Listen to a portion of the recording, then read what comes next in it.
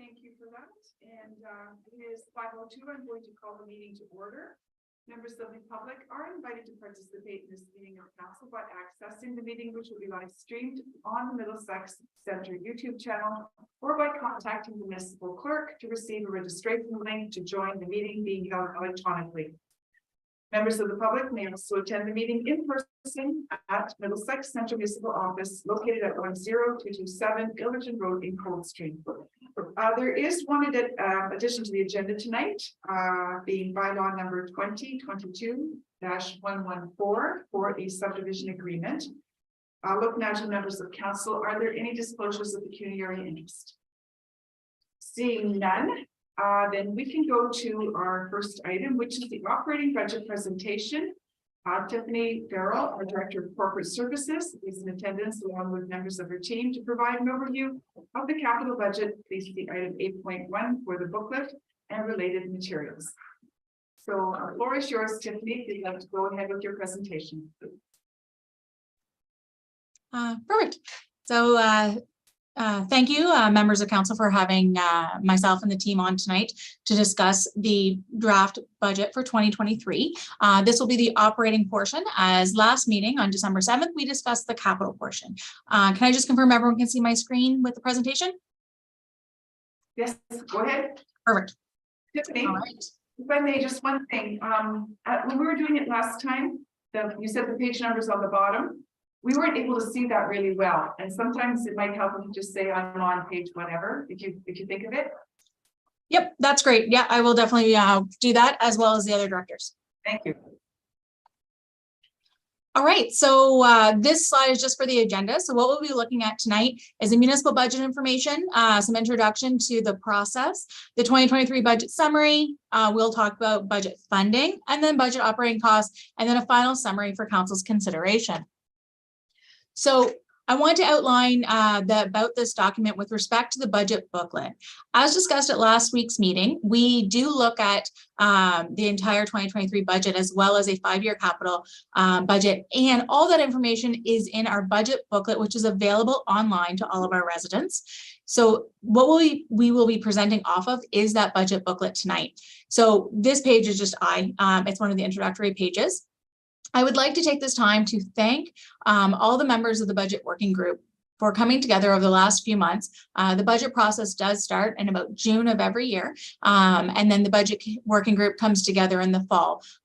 So there are 2 members of council that take part in the budget working group, and at this time I would like to have them speak about their experiences as well as some input on the budget, so to help the other members of council in their decision making process. So we'll start here with Deputy Mayor John Brennan, if you'd like to start with your experiences.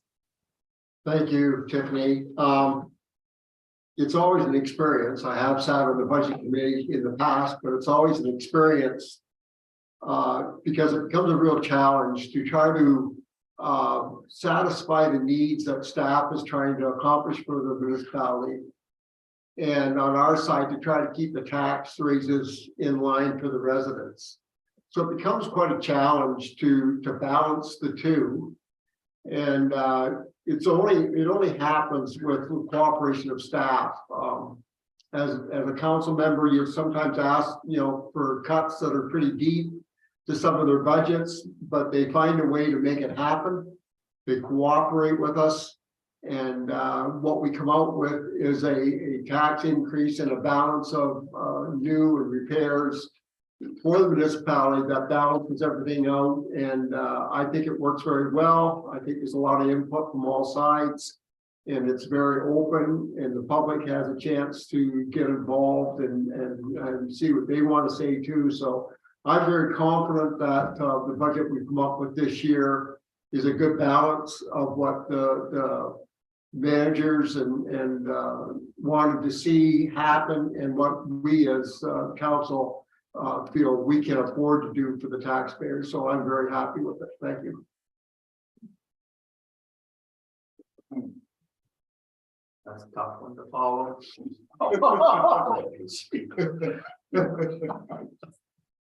Well, mine might look more what's coming than what's past, but I'd like to acknowledge and thank everyone that participated in the 2023 budget process. This is the third time I've been on the budget committee, and the ease of understanding the in-depth information I was given and the booklet that is being presented keeps getting better and better. During this budget, as with all budgets, there's some give and take to get the final results.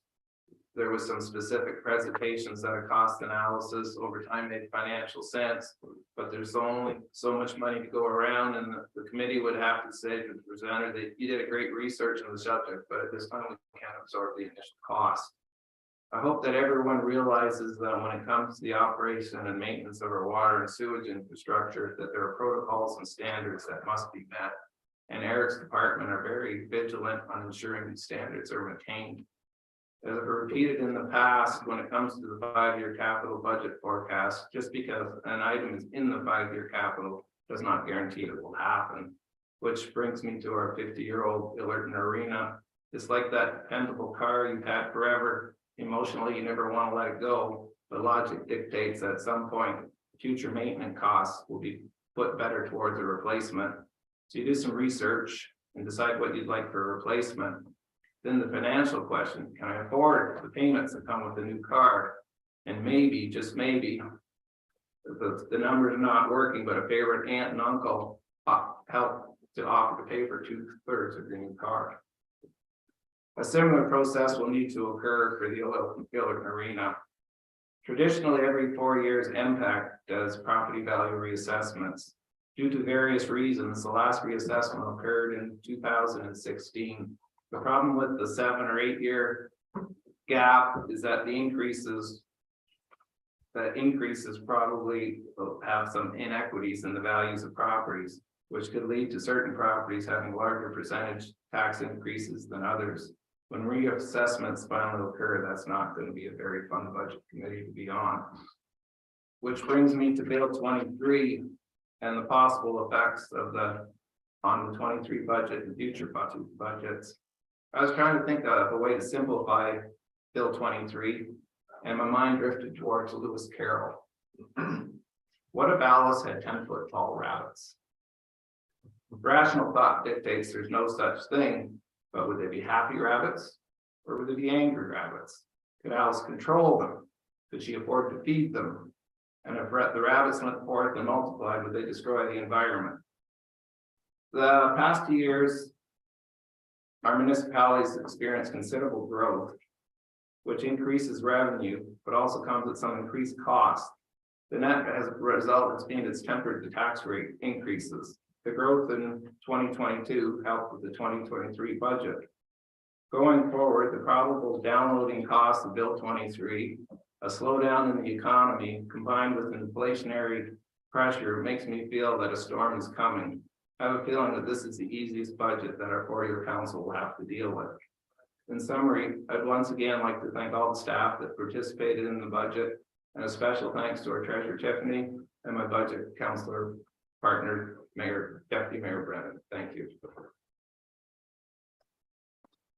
Great. Thank you so much for the kind words and for the summary with respect to the budget. I can echo a lot of what you have said, and we'll dive into that now. All right, so just some housekeeping items. So release dates. This budget booklet that you're seeing tonight is the same as the draft that was presented on December 7th. We will be updating this budget booklet for the January 11th, 2023 meeting for council's consideration to look at approving the budget at that time. Also, our 2022 municipal budget was fortunate enough to receive the Distinguished Budget Presentation Award for Middlesex Center. I'm very proud that our team was able to accomplish this. And this part, it does actually, it is a requirement that it goes into our budget booklet for 2023. And we will be applying for this award once again in 2023 for this year's budget. All right. So at this point, I'm just going to jump into our considerations and challenges with respect to the budget for 2023. A lot of these things you have seen year over year, and they are still either a challenge or a consideration, sometimes an opportunity. For enhancing transparency, accountability, and incorporating public feedback. As many of you know, this is a passion of mine. It is something that I think it's extremely important that the public get involved in their municipal budget because it does belong to the public. And I would like to, this is actually over multiple pages you'll see within the budget booklet. So I have kind of streamlined this so you can see the full version of all of these items within the budget booklet, but this is just some highlights, so it doesn't have a budget booklet number on it. So to enhance transparency, accountability, this year we have launched open books. So I'm hoping that all the members of council, as well as members of the public, have had a chance to look at the open book. This is information on our budget. It's the numbers that you're seeing tonight. You can actually look at different departments, drill down to different type of expenses or revenues. And the exciting part with capital is there is a map. So you can see exactly where that project is happening within the municipality. And at times you can see some pictures. And we're hoping in the next, within the next year, we'll have some before and after pictures so people can really see what had happened. Other items, as Councillor Arts had mentioned, the ramifications of a continued delay property tax reassessment. At this time, I still do not have a date of when that reassessment will occur.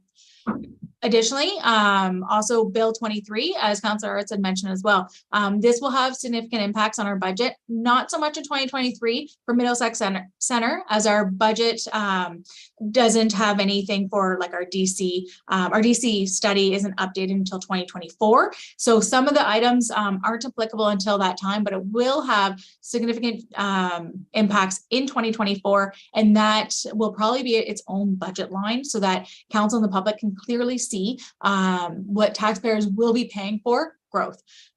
So stay tuned for that. There are some impacts for 2023, and we'll be discussing those later on this evening as the CAO does have a council report. We also, as we continue to work through our asset management, we have the aging infrastructure and closing that infrastructure gap. And of course, as many of us have realized in our own personal lives, inflationary pressures. And just to remind the public, so September, the CPI was 6.9% increase, and our construction price index for Q3 was 15.6%. These are significant increases that I know our members of our public are experiencing, as well as here at the municipality. Next, I would like to talk about how this also links to our strategic plan. So there are specific objectives within our strategic plan, which get addressed as part of our budget process. It's really exciting to see how the projects that we do every year tie into the strategic plan. So you will see this in more detail within the presentation as well. So the budget summary, if you look at page 25 in your booklet, you'll see that big picture summary. And so I will talk about this a little bit in detail as we're going through the presentation, but this is high level. What you're looking at here is a 6.16% tax levy increase. That's an increase in the taxes levied on all properties in Middlesex Center, and that includes that growth aspect. But what council does control is that 2.5% tax rate increase. So we are looking at a 2.5 tax rate increase. We have about $44 million in operating costs and $26 million in capital projects for 2023, which does include those 2022 carry forwards. So at this time, I'd like to talk a little bit about our tax rate increase. So as a budget working group, we worked very diligently on coming up with a number that would be acceptable to council as well as the public. There was a lot of cuts, a lot of discussions around this to make sure that we were hitting something that we feel is reasonable for this community. The final number we came to for the tax rate increase was 3.1%. And taking into consideration, there was a clerical error in 2022 budget in which we had passed the bylaw at 2.76% tax rate increase instead of a 2.16% that was directed during council. So that 0.6% will be removed from that 3.1% that I mentioned to get us down to that 2.5% tax rate increase. So that amount, that 0.6% stayed in our tax rate stabilization reserve funds last year and earned interest, and we are applying it for the 2023 year to get that tax rate increase down to that 2.5%. Additionally, as a committee, we came together and we are going to be utilizing $420,000 from the tax rate stabilization reserve fund in order to smooth out that tax rate increase. We are projecting at the end of 2022 that there will be a surplus, and that $420,000 taken from the tax rate stabilization reserve fund will be paid back. And so there will be no negative impact to that reserve fund. And that will happen in early 2023. We'll ensure that reserve fund is topped up. But that is that tax rate that we will be recommending to council. At this time, I'm going to pause to see if there is any questions from members of council. Question? Councillors, yes. Through you, Mayor DeVee, to Tiffany. So when the committee met, you build a budget. Did you have a goal in mind at the end that you wanted a 2.5% tax increase, or is that what just ended up happening? Well, through you, Mayor DeVee, earlier in 2022, Deputy Mayor Brennan had discussed in open council that he was looking at a 2% tax rate increase to kind of limit it there, because he understood, as well as the rest of council, as well as staff, that this year was going to be hit hard for a lot of our residents with the economic downturn and increasing inflation and all those pressures that everyone's facing. So we had that in mind when we all met as a working group. That was unachievable. So we learned that early on with the increases that were coming in, as any other organization, that inflation and construction price index hits us as well. So we have to be able to balance that. And so we worked as a group to get it down to that 3.1%, and then taking off the 0.6, we got to the 2.5. So we had somewhat of a target in mind that we were working towards, and we came to, it was a little bit higher that we came to at the end, but that was with all that information included. So just as a follow-up then, so all the departments they must have priority lists, so they know what they can give if they have to, right? Yeah. Yes. Yep. So through you, Mayor DeVee, everyone does have the priority list. And at this point, we haven't impacted any services, and our goal is to not impact services to the community. But should we have to bring that down, either we're going to take more from the tax rate stabilization reserve fund, or we could have service level impacts. So just as one more purpose, so the county has yet to come, and so does the boards of education, right? They haven't done anything yet to let us know what they're, okay. Thank you. Okay, thank you, Tiff. Is there any other question, council? I don't see any hands. If you want to go ahead, floor is yours. Thank you. So on page 26, you'll find the summary for our operating budget revenue. And so when you look at this, this slide, what you're getting from it is, where do we get our money from? And the majority of that is property taxes. So at the bottom of the screen, you'll see property taxes make up 52% of our total revenue, followed by our user fees. And that's our utilities and our other rate supported departments. And then there's some grants and subsidies, which is great to see, and some other municipal services.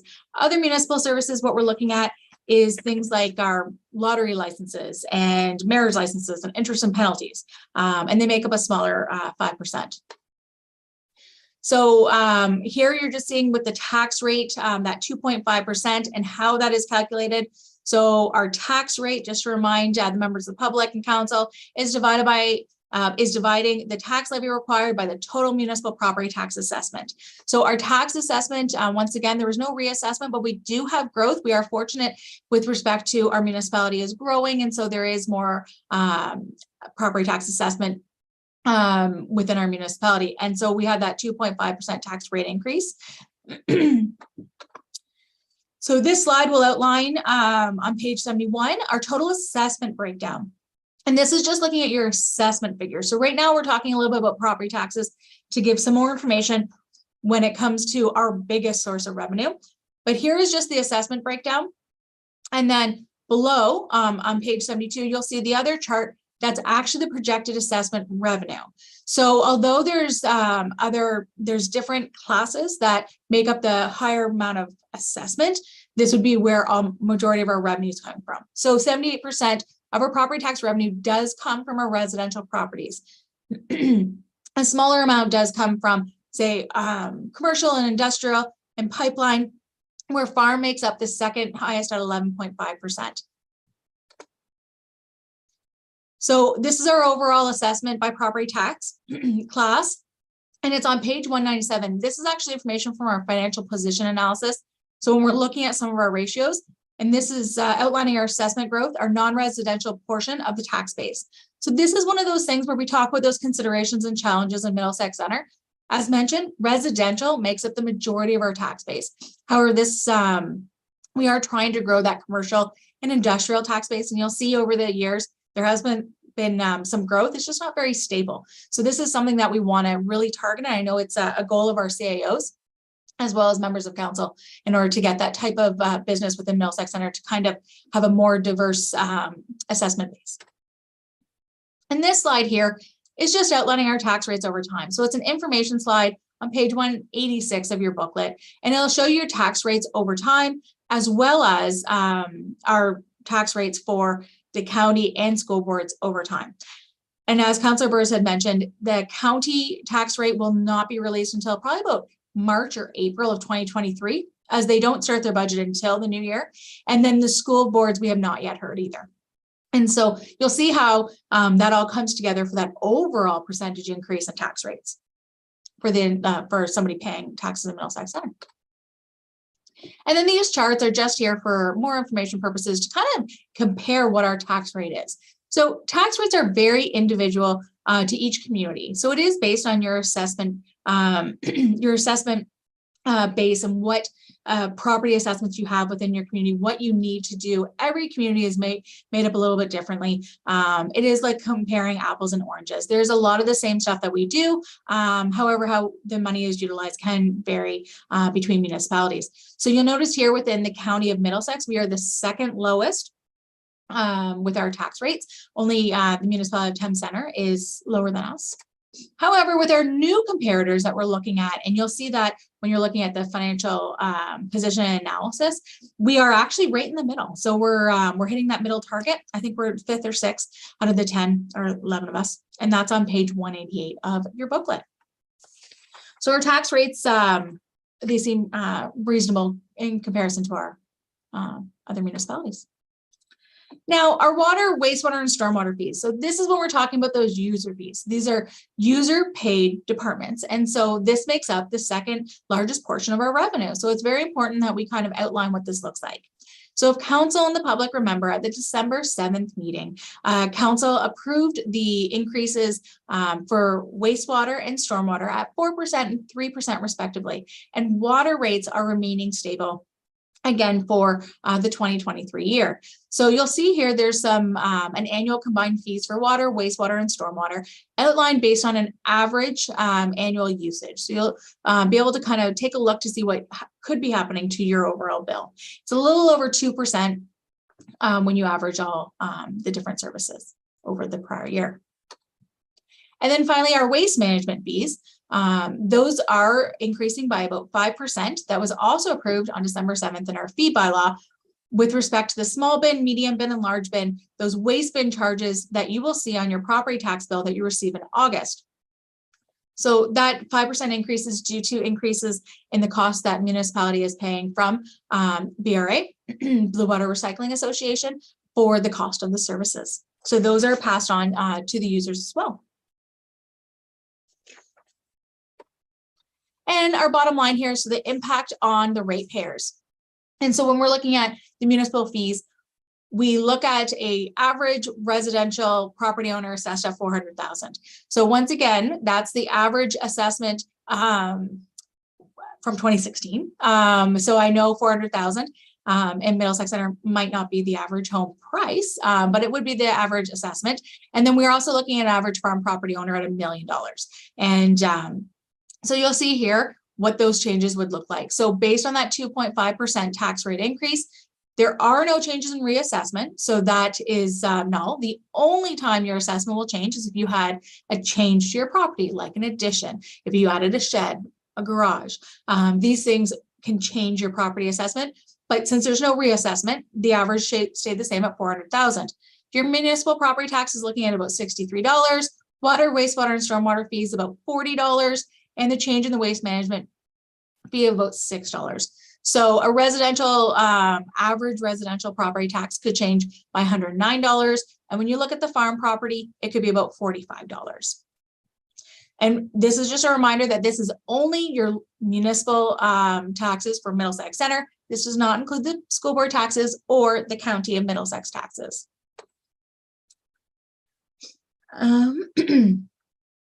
All right, and then our operating budget expenses. So the total annual operating expense budget is about 44 million. And it's broken down into many categories. But what we like to do here is highlight the categories for more than 90% of the operating budget. And you'll see that there's just these 10 different categories. The biggest being our transfer to reserves and reserve funds. So a lot of the money that we raise on taxes every year gets transferred right into our reserve funds, mostly to be used by capital projects. So you saw that connection when we did that capital budget on December 7th. But some of that does go into like operating reserve funds as well. But I would say the majority goes into your capital reserve funds. Then we have wages and benefits, subcontracted services. And one of the ones I would like to point out here is the insurance cost of 1.22 million. Insurance in 2023 has increased by 15%. So it is a significant increase, and it is something that's being seen around the province in municipalities. So it is very industry standard to have a 15% increase this year. Last year, it was we had budgeted for about 20% increase. And this is just a handy chart to kind of, for those who like to visualize the data, this is what it would look like. You can clearly see that the majority is our transfer to reserves and reserve funds. And then this is the operating expense budget outlined by department, which we'll be getting into just shortly with all of our department directors joining us to discuss their own departments. And then once again, when you can see it year over year, so we go from 2020 to 2022, and you'll notice that majority of the departments are very stable throughout the year. Reserve funds has been increasing over time, and that is one of the strategies that we have implemented with respect to asset management in order to continue to increase those reserve funds. And we have been fortunate with some grants from the government that has also contributed to those increases in reserve fund transfers. So at this point, I'm going to talk about high-level items to note with the operating budget before we jump into the department specific. And so what I had mentioned before, reserve funds. The strategy is to increase the tax rate supported asset management categories. This is our roads capital, our buildings and facilities reserve funds by $1 million every year. So we raise taxes, and that $1 million goes straight into those reserve funds. But as if you can remember from last week's council meeting, when we talked about the transfers from reserve funds for our capital projects, that is exceeding what we're transferring to. But it is a journey, and eventually we're going to get to the point where we're transferring in more every year than we're transferring out. But that's going to take us some time, and that's why this strategy is put in place. So I am very proud to see that $1 million and that we've continued with that $1 million transfer the last few years. And we've been able to financially make this work. So that is a huge positive, but a big part of our budget and our budgetary increase every year. Salaries and benefits. So this is our second highest expense category. So in the salaries and benefits category, we have a salary cost of living increase of 2.5% that was approved by council in fall of 2022 for the 2023 year. In the pay grid, jobs are done between a 4% between each. And we have 38 full-time employees eligible for an increase in 2023. We also have the OMERS. So there has been changes to OMERS. So for non-full-time employees, it has now been expanded to be eligible for any non-full-time employee. And so we have a cost impact here for about $44,000. This is an estimate because we do not know at this time what employees will want to join that program. However, I do anticipate it will be a significant amount. And then our health and dental benefits have increased by about 5%. So we've included that in here as well. So the next item I have with respect to salaries and benefits is for the new positions. And so our CAO brought forward a report to the budget working group on the 3 new positions for their consideration. All 3 positions were discussed. So within Public Works and Engineering Department, the Manager of Planning and Development, Corporate Services, a Deputy Clerk, and the Fire and Emergency Services, a Deputy Fire Chief. All 3 were discussed and approved at the budget working group level, and they've been included in this final report. And so that would summarize the changes in our salaries and benefits. with the addition of one other item that isn't mentioned here, but it's later on in the section of general government, is next year is our pay grid review. So we do review the pay grid as per our policy every 5 years. The last grid review began in 2017 for implementation. It was finalized in 2018 and implemented in 2018. For 2023, which will be 5 years later, we are going to do the review as well as implement in that same year in 2023. And it will be looking at pay equity as well as our comparators. We're looking at the fire department as well as our full-time, part-time contract staff. So it will be a big undertaking. What we have done is there is a specific amount in all departments' budgets as an estimate of what that could look like. And more information will come to council, as that is a project that council would approve with the results that come in when our pay grid is adjusted, or if it is adjusted and how that looks as it is, if it's implemented over time, or but more information will come. At this point, I'm going to stop and open it up for council questions. Thank you, Tiffany. Lot to unpack there. I'll look to council. I'll start with Councillor Burrs. Yeah, just a quick question. You added, the municipality added 3 full-time equivalent employees. Where were they added? PWE? So one was in PWE, that's the manager of planning and development. The second was in corporate services for a deputy clerk in the clerk side of the corporate services department, and the deputy fire chief and fire and emergency services. Oh. Okay. Okay, any other questions then? You have a deputy fire. With other duties? Okay. I don't see anybody's hand up. You can continue then, Tiff. Great. Thank you, Mayor DeVete. So here we're going to start with general government, my favorite department, but I think I'm a little biased. So here you'll see all the wonderful things and what general government does for the municipality. That's on page 78. So general government will start on page 78. And then here you're going to see some of our 2022 accomplishments. I'm not going to go over these in detail, as I know everyone has access to the book, but you'll see things like our liquidity indicator, cash ratio has been steadily increasing. You'll see how many customer calls we responded to, like 21,000 customer calls in 2022, 10,000 emails, and that is just for our generic email boxes, like our water at Middlesex Center, our property taxes. That doesn't include all the specific employees' emails. And so there's some really exciting things that were accomplished in 2022. And then we have some trends and issues that we're facing for 2023.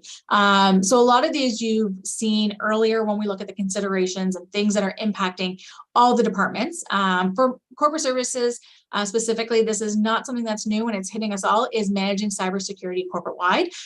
You're managing that in your own lives. We're managing it here at Middlesex Center. This is a big impact, and you'll see those costs reflected as part of our IT budgets. That insurance increase I mentioned, that will hit all the departments. But it does have a significant impact on our corporate services line items. And we have some challenges with respect to funding and inflationary costs, just like everybody else. But one of the things I would like to point out are some of the really exciting things that we'll be doing in 2023. So when you look at corporate services year over year, you'll notice that we did decrease from 2022 budget to 2023. The majority of that decrease is due to those modernization projects that are just completing now that council will see in January, that customer service relationship management review, as well as that organizational review. So with those coming off, those were fully grant funded, but it does hit expenses and revenues. Our department overall did decrease. And as well, as all of you are aware, we had the election in 2022. So those costs will not be incurred again in 2023. So those are some savings that we had within the budget. Some of the projects that we have coming in 2023 include that pay grid review. We have $40,000 budgeted for that. We have the long range financial plan that was budgeted in 2022. It's being carried forward. There's no increase to the tax levy for that. That got pushed down because we are waiting on those master servicing plans that you will hear our Director of Public Works and Engineering speak about in a few moments. We are going to have a health and safety manual review and refresh. That's included in the budget for $20,000. We also have a very exciting year in 2023. It's Celebrate the Center. It's our 25th anniversary. So super exciting. And we have $25,000 budgeted for all those fun activities that will be happening within the communities throughout Middlesex Center. More information on that next year. And we did have some other cost cuts within that COVID department. So COVID-19, we had a lot of increases in 2022 and 2021 and previously. At this point, we're just down to materials. So that's a positive. So that also did decrease. But these are some of those highlights from corporate services. And at this point, I'm just going to ask if there's any questions from council before we move on. Thank you. Questions about our general government section? I don't see any hands. All right. So at this time, I'm going to introduce Arnie Marsman, our Director of Building Services and our CBO, who will be discussing his budget. Thanks, Steph. Good evening, Mayor and Council, and I'm happy to speak to my favorite department, Building Bylaw Services. As Council knows, we've been doing inspections in Luke and Biddulph since 2002, and in 2021 we entered into agreement with Adelaide Metcalf, Southwest Middlesex and North Middlesex.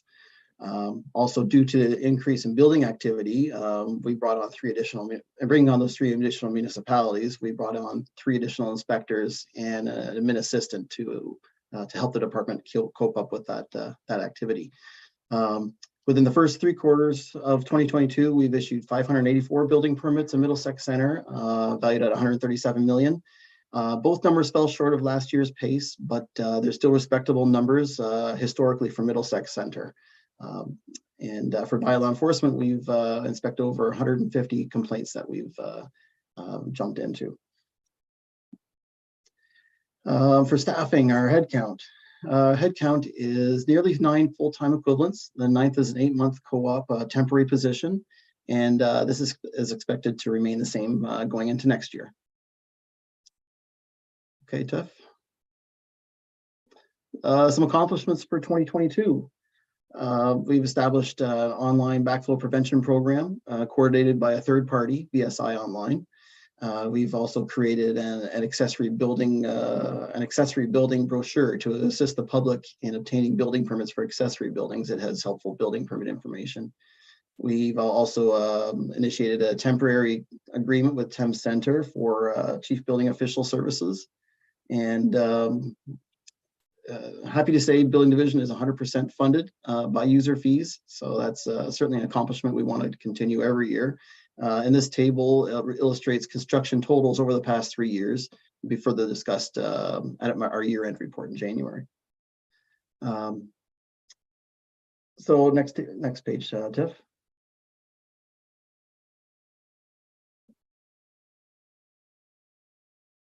Is this the table? Sorry. This one's page 99. So it's the department budget highlights of your trends and operating budget. Yeah, sorry, I have some notes here. I'm just on the wrong slide. Yeah, so certainly this kind of shows a summary of our costing out for different building inspection services to different municipalities. You'll see we're doing quite a bit of cost recovery through the 3 municipalities and Luke and Biddulph. Generally, this is what we budgeted for or budgeting for next year. Very similar to this year. It is a cost recovery, and it's a win-win for all municipalities because some of us are busier and slower than others. So it's working out really well. We're very proud of that relationship that we have right now. Okay, Tiff. Oh, I guess that's it. If there's any questions, I'm happy to answer them. Okay, thank you, Arnie. I'll look to council. Anything? Go ahead, Councillor Happening. Through Mayor DeVito to Arnie. So our permits and building services have dropped off a little bit because of the drop in building over the last 6 months, let's say. Because we have new staff, is that affecting anything, or are we still basically funding everything?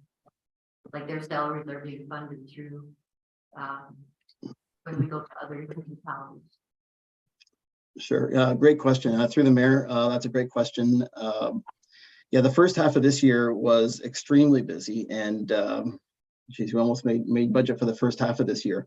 But what we found, and I'll share this when I share my third quarter reports for the other 4 municipalities, not everybody was impacted by the slowdown the same way. It seems our other 4 municipalities really have weathered the third quarter storm well and haven't really broke stride with what they've done last year. Middlesex Center is very heavy in residential development, so we've definitely seen a reduction in residential development this third quarter. But we're very satisfied that we're going to make budget this year, and we're satisfied next year we'll be able to do the same and get through this well. Really, residential seems to be the primary type of construction that's been impacted by the slowdown. Agricultural, commercial, and industrial, and accessory buildings, sheds, decks, finished basements, those seem to continue right now. So it's just new housing that's really been impacted. Is there anything else? I don't see any hands. Thank you, Arnie. Okay. I think you can go take it away again, Tiffany. So now we're going to move on to the Community Services and Facilities Department with the Director of Community Services, Scott Ayers. This is starting on page 100 of your budget booklets. Thanks, Tiff. Good evening, Council. So I'll got a few slides to go through. I won't take too much of your time here. So Community Services, makes up, makes up 3 divisions in essence. We have our Parks and Open Space Division, our Facility Services Division, and our Recreation Division, newly created. But the way it kind of is broken out into the operating budget is Community Services and Facility Services. And in Community Services makes up majority of our Parks and Open Space and our Recreation Culture division. So the first slide just highlights some of the areas, the number of parks we have and amenities within those parks that we have out there. So for Community Services, our 2022 accomplishments, certainly it's coming out of COVID early in 2022. I think there was a period of time where we were closed in January, and we were at the tail end and reopening things, slowly in the spring. Those all posed challenges for us as a department. I felt our team handled it well through all the various restrictions and closures and openings and shutdowns and so on. So that certainly was a challenge, and it was very exciting as we went through 2022 to slowly reopen things, our community centers, more and more arenas, and certainly our recreation facilities. In the spring, we continued with the invasive species project or program for our spongy moth, focusing on our municipal woodlots that were designated as having a high infestation. We did see a noticeably decrease in the population this summer. I think that had something to do with the cycle of these invasive species, but also the cooler temps that we did have in the wintertime. So with that and combating with our spray program, we felt that was effective, and we certainly protected our various woodlots. We have decided not to go with this program in 2023. We feel we're at the tail end of that cycle, but we'll continue to monitor the infestation throughout the province as we get data and info. So this may be something we may have to highlight in future years as the cycle repeats. It typically repeats itself in about 8 to 10 years. Sorry, Tiff. Just a couple of things. So the security gate, Douglas B. Weldon Park, that was a large investment, but I think was a worthwhile investment there. This site, being not staffed 98% of the time, is quite vulnerable, especially in the after hours. So the security gate definitely added a layer of protection for this site. I think the community members were happy to see that go in, as it did lock down the park after hours. So I think we did see less activity in those wee hours of the morning. The Denfield Park Playground was finally completed. I think Tiff touched on this in part of her presentation. You talk about delays and construction delay in materials. This was a perfect example. Project was started well in 2021, early in 2021, and finally was completed in 2022 by the time we received all the pieces of equipment, et cetera. As we continue to move towards our irrigation, our sport field improvements, irrigation is top of mind. So working with Delco Bridge Minor Baseball, and the investment we've done at Kamoka Park and specifically the back ball diamond, we didn't invest in irrigation improvements for that area. The bonus with that is the system is now in and can be we can certainly add on to the existing system if we wanted to include the additional ball diamonds or the soccer fields there as well. We did a resurface of Westbrook Park tennis court. This one had a failure of the asphalt and was in desperate need to be replaced. So there was an investment there at Westbrook Park, and the Douglas B. Walden Park accessible washroom, which was grant funded. That project was completed in 2022. So just a few highlights here with respect to community services. We continue to see an increased vandalism in our municipal parks and facilities. I don't want to speak too soon, although the second half of the summer we did see it decline a little bit. I think we were able to lay some charges and issue some trespass notices through our zone. With that, I think we started to see a little bit of the decrease. We've invested in additional security cameras. Our security firm goes out, locks up washrooms after hours. So those little things have hopefully proved as a deterrent for those vandalism costs that were continuing to rise.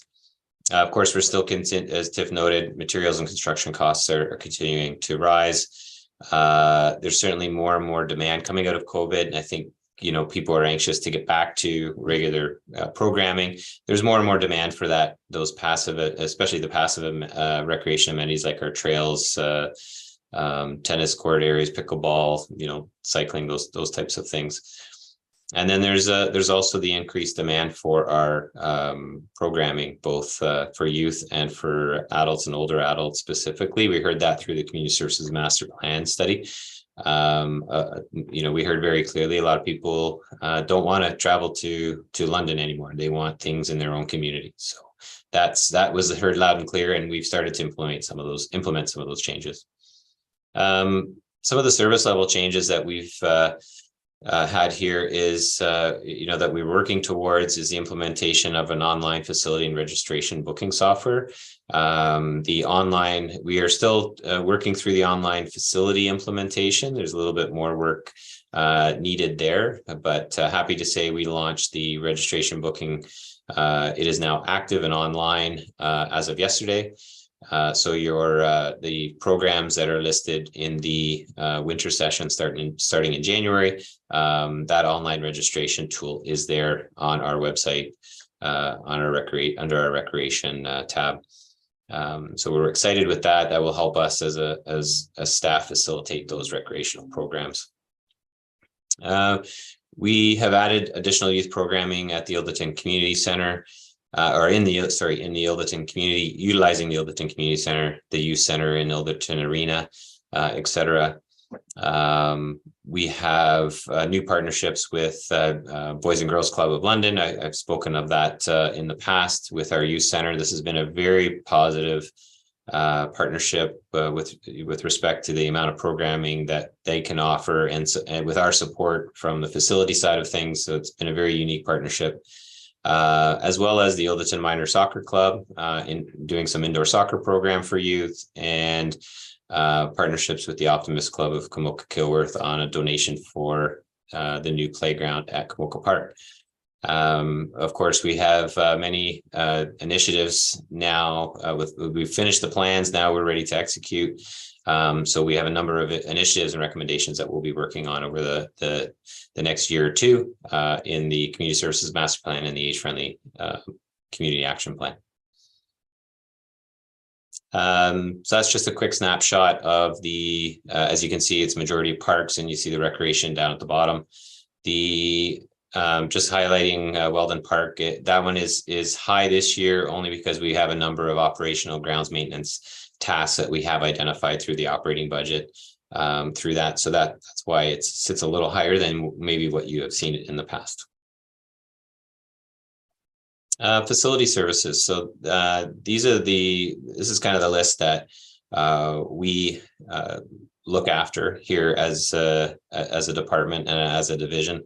Not only the community services buildings like the community centers, the arenas, etc., but we also have the 4 libraries. We help Chief Toth out with the fire stations. And we look after the medical center facility services there, and the leased property up in Bryanston in the OPP training center. So our accomplishments for 2022 in facility services, number of capital items that were completed: new parking lot at Ilderton Arena and Delaware Community Center. We did the lower roof replacement, Delaware Community Center, as well as some life safety improvements. These were the doors. There were some deficiencies there with the doors and exiting and things. So we wanted to make sure those were taken care of. Safeties on our refrigeration plant at the wellness center.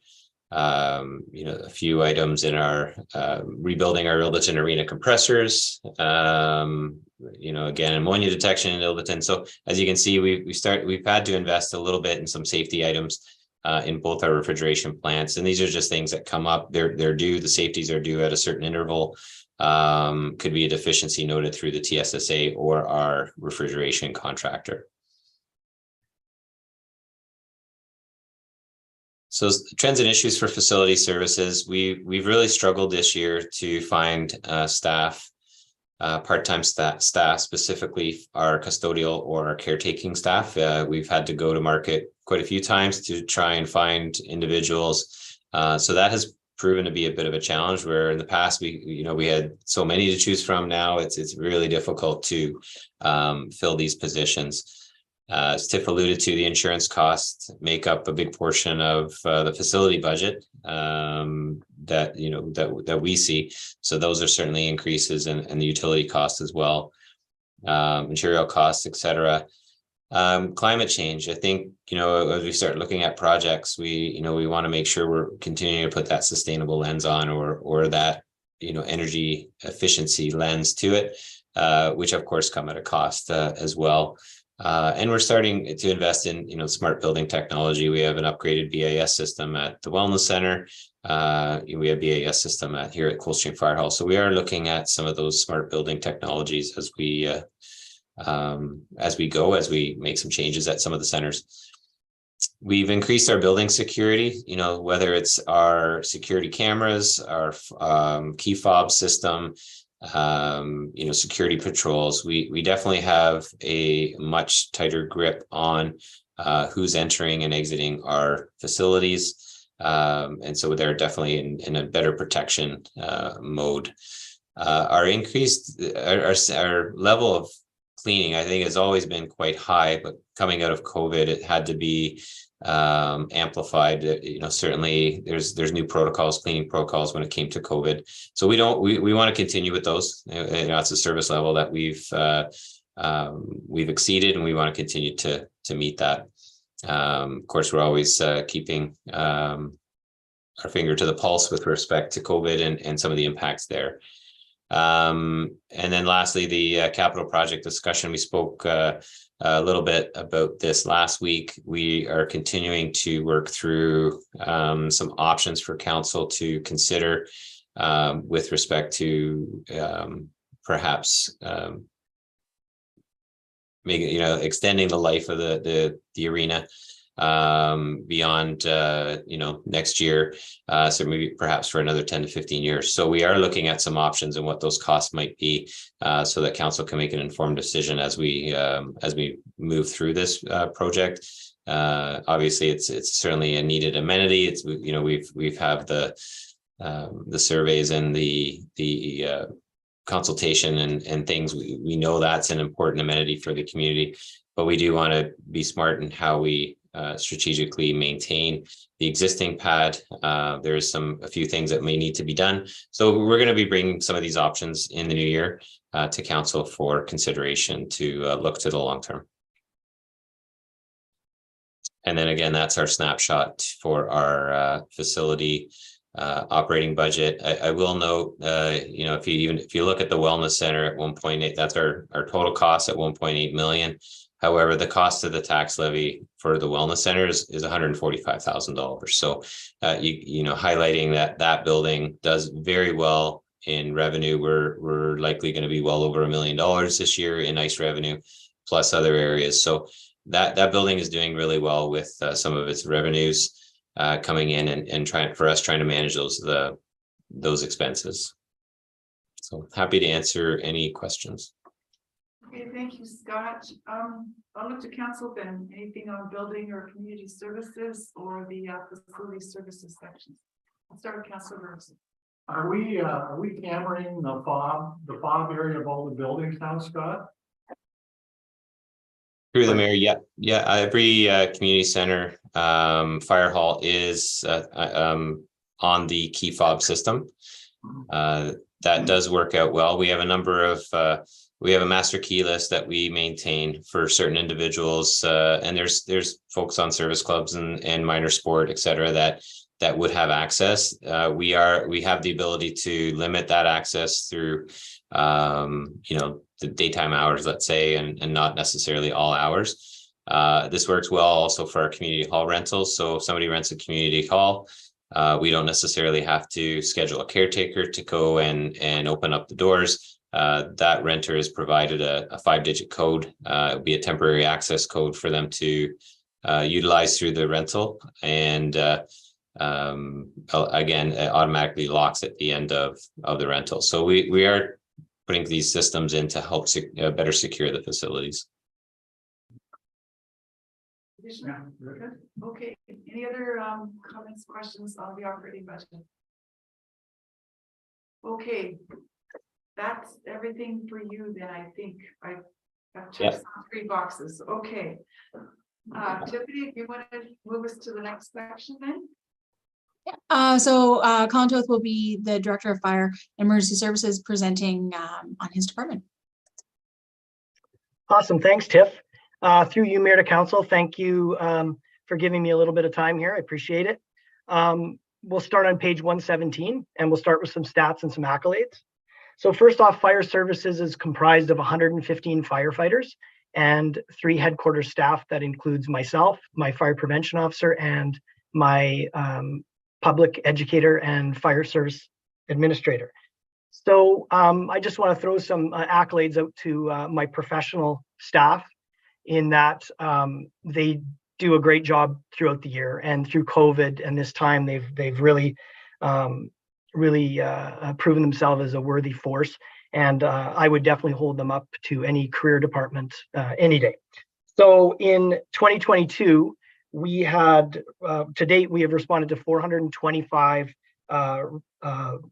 requests for emergencies over 2021's 373. We provide services in a number of areas: fire prevention, investigation, public education. We have a training division, emergency response, specialized rescue, and of course, administrative support and oversight. Some of our 2022 accomplishments on page 119. You've had opportunity to read them, but I'll just cover quickly on a few.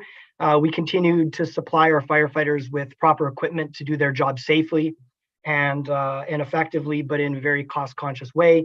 Some of those are listed in front of you: radios, pagers, base radios, outdated tools was a big focus for 2022.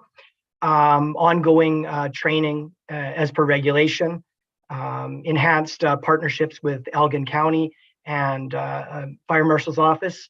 We were also fortunate to be 100% grant funded for our master fire plan, which was a big project. And to tie that all off, we were able to acquire 4 significant grants, amount upward of $90,000. So that's our 2022. Into our trends and issues. So our master fire plan will really be our roadmap going into the future.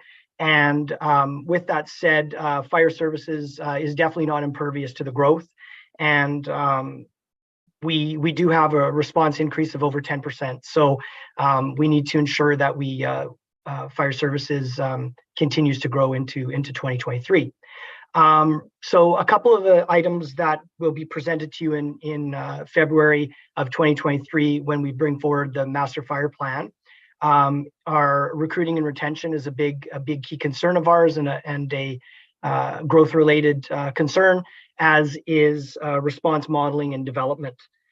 And the most important thing there is sustainability and effectiveness and ensuring that we don't overtask our firefighters that we have. I think last slide, Tiff. We did have one service change as well. That was we increased our special service operations team from low angle rescue rope to high angle. To finish off our page 123 and our operational details, over 2022 budget of 1.843 million, we've increased in 2023 to 75,000 additional dollars. And that includes our proposed deputy fire chief, 2% COLA, and as Tiffany mentioned, the grid review. That concludes fire services operation. I'm happy to take any questions from council. Thank you, Chief. Council, questions for Colin? Yeah, well, just a comment. Congratulations on a deputy chief, Colin. Thank you, Councillor Burrs. I appreciate that. Okay, is there anything else? Okay, moving on to the next section then. Right, so I'll introduce Rob Cascadden, our Director of Public Works and Engineering, who will be discussing the transportation, administration of transportation, environmental services, and fleet services. So good evening, members of council. Through our defeat to council, I'll start off with transportation. So I think when people think about transportation, that they generally think about roads, and gratefully so, we have about 570 kilometers of center line of roads. But the roads are consist of much more than just the driving surface. As everybody knows, there's culverts, bridges, sidewalks, streetlights, signage, trees and tree removal, pedestrian crossings, parking lots, and aggregate pits that we operate that go into the functionality of the roads, and that our operations staff work diligently to operate and maintain. So we have the equivalent of 24 full-time employees in transportation. That includes our winter contract staff. Our required operations are undertaken both by internal staff and external contractors. Sometimes we use external contractors that have specialized equipment that we don't have in-house, such as hot mix asphalt, for example. The purchase of some specialized equipment over the last couple of years has allowed us to bring certain activities in-house, such as stop bar painting, sign printing, and the use of the bucket truck for additional tree removal that we've had to outsource in the past. A significant portion of the year for our staff is taken up, at least in part, with winter maintenance throughout the winter months. Outside of that, staff tackle many other projects ranging from small items like sign repairs to larger projects like culvert replacements or full road reconstruction projects. So a couple of significant projects to note for 2022, which were actually capital projects, but that our staff undertook the majority of the actual work on, were Vineck Road reconstruction, the second phase of that, and the Carriage Road reconstruction, two projects that worked out very well this year. And our staff essentially undertakes bulk of work except for putting down the asphalt at the end. In 2022, we continue to see some issues with our contractor availability, increased prices for asphalt, concrete, and granular, essentially all materials, as fuel and oil prices are a major factor in all of those. And then we were also affected somewhat by the concrete shortage for a period this year, as were some other people in the trades. Growth plays a factor as we continue to grow and we assume more roads and subdivisions. There's more roads for us to maintain and more patrols required and maintenance over the long term. In 2022, we did not assume any new roads, but we know in 2023 that there will be a number of them. Different phases of subdivisions are likely to be assumed and will increase our total kilometers. A couple other things just to note that are specific on the slides. I'll touch on them real quick. It's just there's excess soils legislation that has come into effect through the MECP. It's a bit more of an administrative burden and potential some cost impacts to some projects. So staff are kind of monitoring that. Ongoing traffic operations, we get the usual speeding concerns and complaints. Generally, as traffic picks up in new neighborhoods, as the occupancy, develops with the build out of the phases, we tend to get more complaints from adjacent neighborhoods that haven't seen those levels of volume, even though the roads are very capable of handling those volumes of traffic. It's a significant change from what people have been used to, say, over the last 10 years. In 2022, we adjusted our graveling program from every 2 to 3 years. So it's still the same quantity of gravel, but we've done it in such a way that we have stability in the operating budget now. We used to have a significant fluctuation when it was north to south from year to year. So we took a different approach that kind of flattens that out over 3 years, just like, again, for stability. Some recent capital investments. I touched on the bucket truck, but a couple other things were an excavator and a used tractor and live bottom, and a bulldozer that we purchased this year. It's reduced the amount of rental and leases and subcontract work that we've had to take in-house. So this has actually reduced our operating costs, and that's been reflected through the reduction in some of the operating budgets on these items. Transportation has also commenced the use of a work order management system. That's through our Asset Essentials software, which is part of our asset management program. We're finding it very useful this year and looking forward to collecting a full year of data in 2023. 2 additional studies that we have proposed this year for 2023 are a tree inventory and a street lighting inventory. Again, those will feed into our asset management inventory and help us build better budgets going into the future. We also have the biannual OSIM inspection, which will happen in 2023. We had a roads need study completed or near completion in 2022. So those are alternating to kind of offset within our year-to-year budgets. And so actually, public works this year, the number there is, sorry, a little bit difficult reading out on the screen, Tiffany, but just over 4 million for the transportation section. So we're actually very flat on our budget this year, which is great considering that we have added in some additional studies. The new planning manager of planning falls into that budget as well. So we cut back certain areas to come out more or less flat. And just one last note, I was going to say, just in general, that we're trying to move towards a more proactive approach to maintenance, and this is part of the asset management. And I know that Tiffany's goal of this, the long-term budgeting, to have that proactive maintenance, so that we can establish a firm 5-year or 10-year capital and operation maintenance budgets going forward. So we can move on to environmental services. Tiffany, thanks. So our environmental services department is responsible for providing water, wastewater, and stormwater services, as well as waste management to residents. Our waste management is largely provided through contract with BRA, which is Blue Water Recycling Association, but we do operate 2 Enviro depots, one down in Longwoods and one outside Denfield. Our 8 full-time operations staff, including the manager, maintain and operate 23 water and wastewater facilities and 200+ kilometers of water main sewers, plus the appurtenances associated with those. Staff operate and maintain these systems 7 days a week, 365 days a year.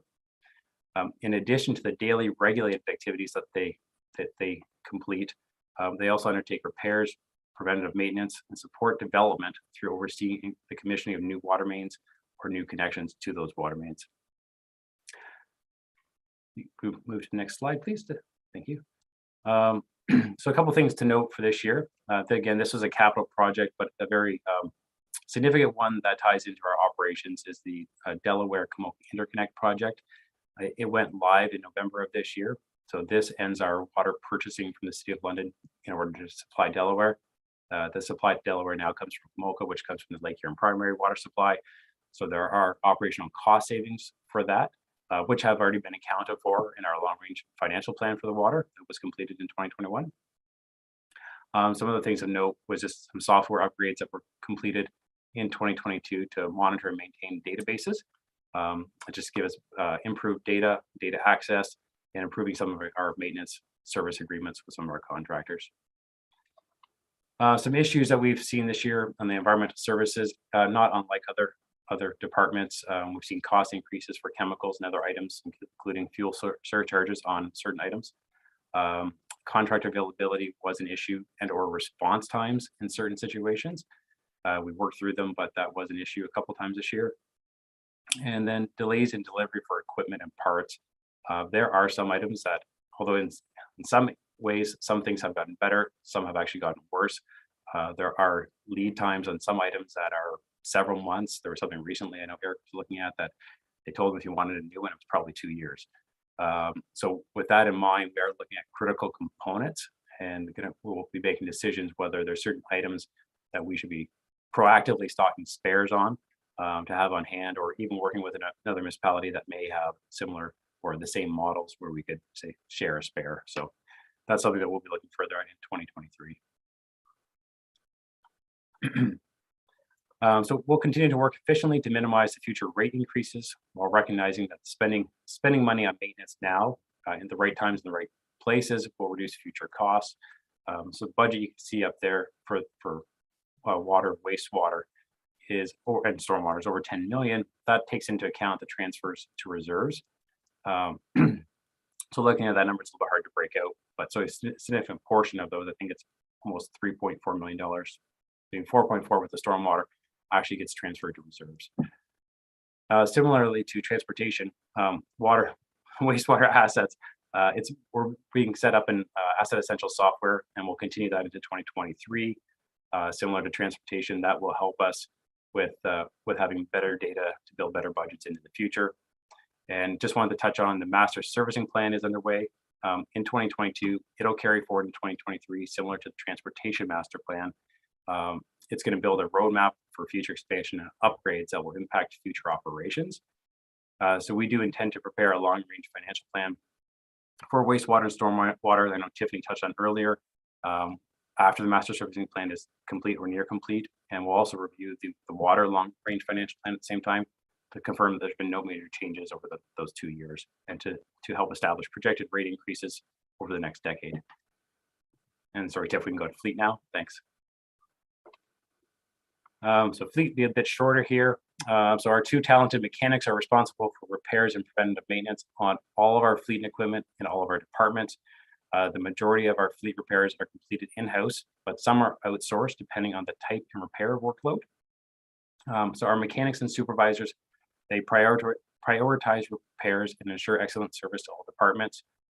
If we do have too much and if there's a rush, obviously we don't want to be holding up projects or other or being inefficient because we can't get other work done. So if there's a need to outsource a repair, we would do that.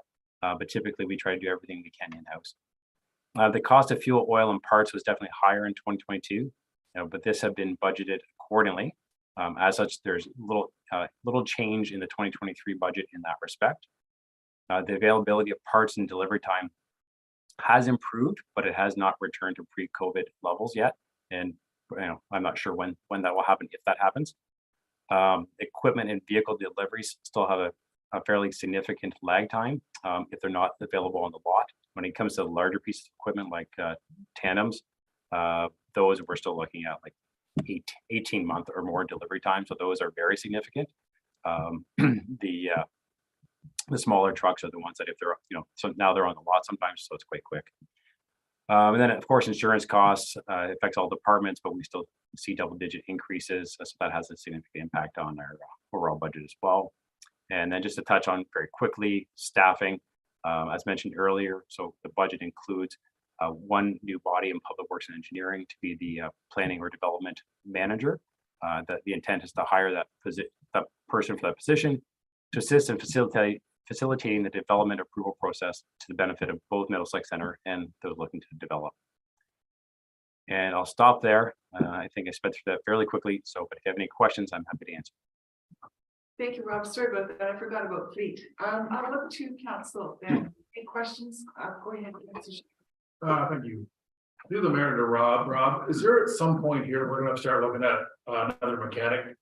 We just keep adding to this fleet. I know there's more stuff coming in for the fleet this year.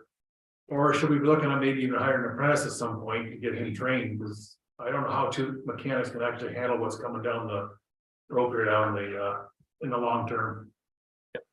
So to the mayor, to Councilor Shipley, that's a great question, and actually we've had a few discussions around that this year. I think right now we're managing. I think what we'd like to do is have an assistant out there. We're not quite sure what that's going to look like yet, but to relieve them of some of the administrative work that they have to do as far as like parts ordering and invoices and tracking of costs, to really free up their time to just do what they want to do and work on the equipment, right? So that is something that we'll continue to monitor in 2023. And but eventually, yeah, of course, at some point down the road, if we keep growing, we'll end up into a third mechanic. Thank you, Rob. Is there anyone else? I don't see any hands. We can go to the next one, I guess. Thank you. So through you, Mayor DeVete, we're once back to page 25, the big budget summary. So here's our big picture. What we're looking at: 6.16% tax levy increase, 2.5% tax rate increase, almost $44 million in operating costs and $26 million in capital costs, an overall $70 million budget.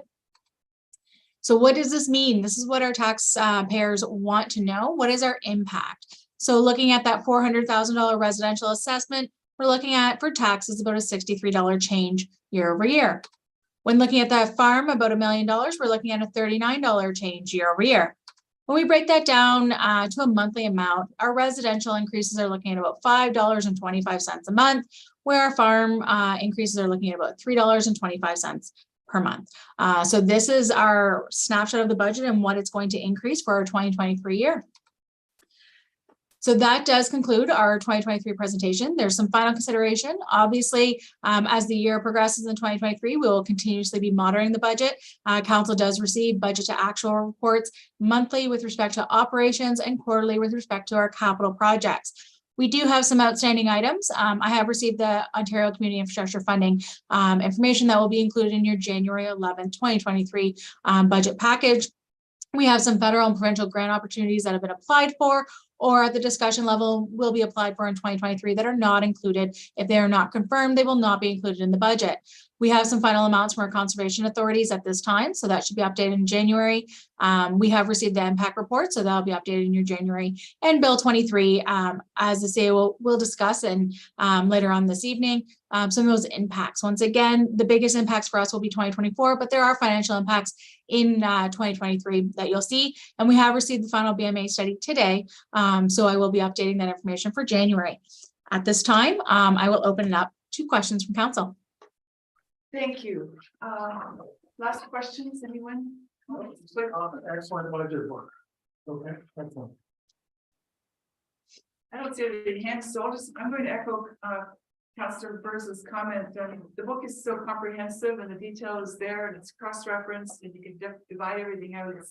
It's really makes it look easy, but I know how much work you put into it. So I want to say thanks again to staff for all of their efforts in putting the binder together and all of the detail that's included. I also want to say thank you again to Councillor Arts and Deputy Mayor Brennan for their contributions on the budget committee. And so we'll look to January 11th then for our final meeting on the budget. And with that, then I guess I can report. Yeah, we're going to do a motion here. It's that report CPS number 50, 2022 regarding the 2023 budget report and the draft booklet be received. So move it, please. And Deputy Mayor Brennan, seconded by Councillor Burrs. All in favor? Okay, and that is carried. Thank you. Moving now to the minutes of December 7th. The motion before us is the minutes of the council meeting held on the 7th of December 2022. Be adopted as printed. Give a mover, please. And second one. Councillor Arts, Councillor Heffernan, all in favor? And that's carried. Thank you. There are two items on the consent agenda item tonight. Is there anything here anybody wants to speak to? Well, Just a comment. When you get out there, we were talking about it before the meeting. The general public doesn't really know about Bill 23 at all. So. Just an interesting tidbit when you go into crowds or you're at a Lions meeting or whatever, they ask you what's new. They don't know. They never heard of Bill 23, don't know. Anything about it, so. Interesting tidbit. It'll take a while to percolate. I think we're the only ones getting worked up about it. Okay, other comments? Okay, seeing none then, we have a motion before us. Consent items 7.1 through 7.2 listed on the December 14th, 2020 agenda be adopted as recommended. Mover, Councillor Burrs, seconded by Councillor Heffernan, all in favor? And did I see hands? I missed that. Yeah, thank you. I'm just thinking I didn't see all the other hands and okay, are we opposed? Good. That is carried. And now we can move to item 8.2 in staff reports. That is an application for plan of condominium exemption for Timberwalk Phase 5, Block 55. We're going to have Mary Gabriel, County Planner, to provide an overview of that report.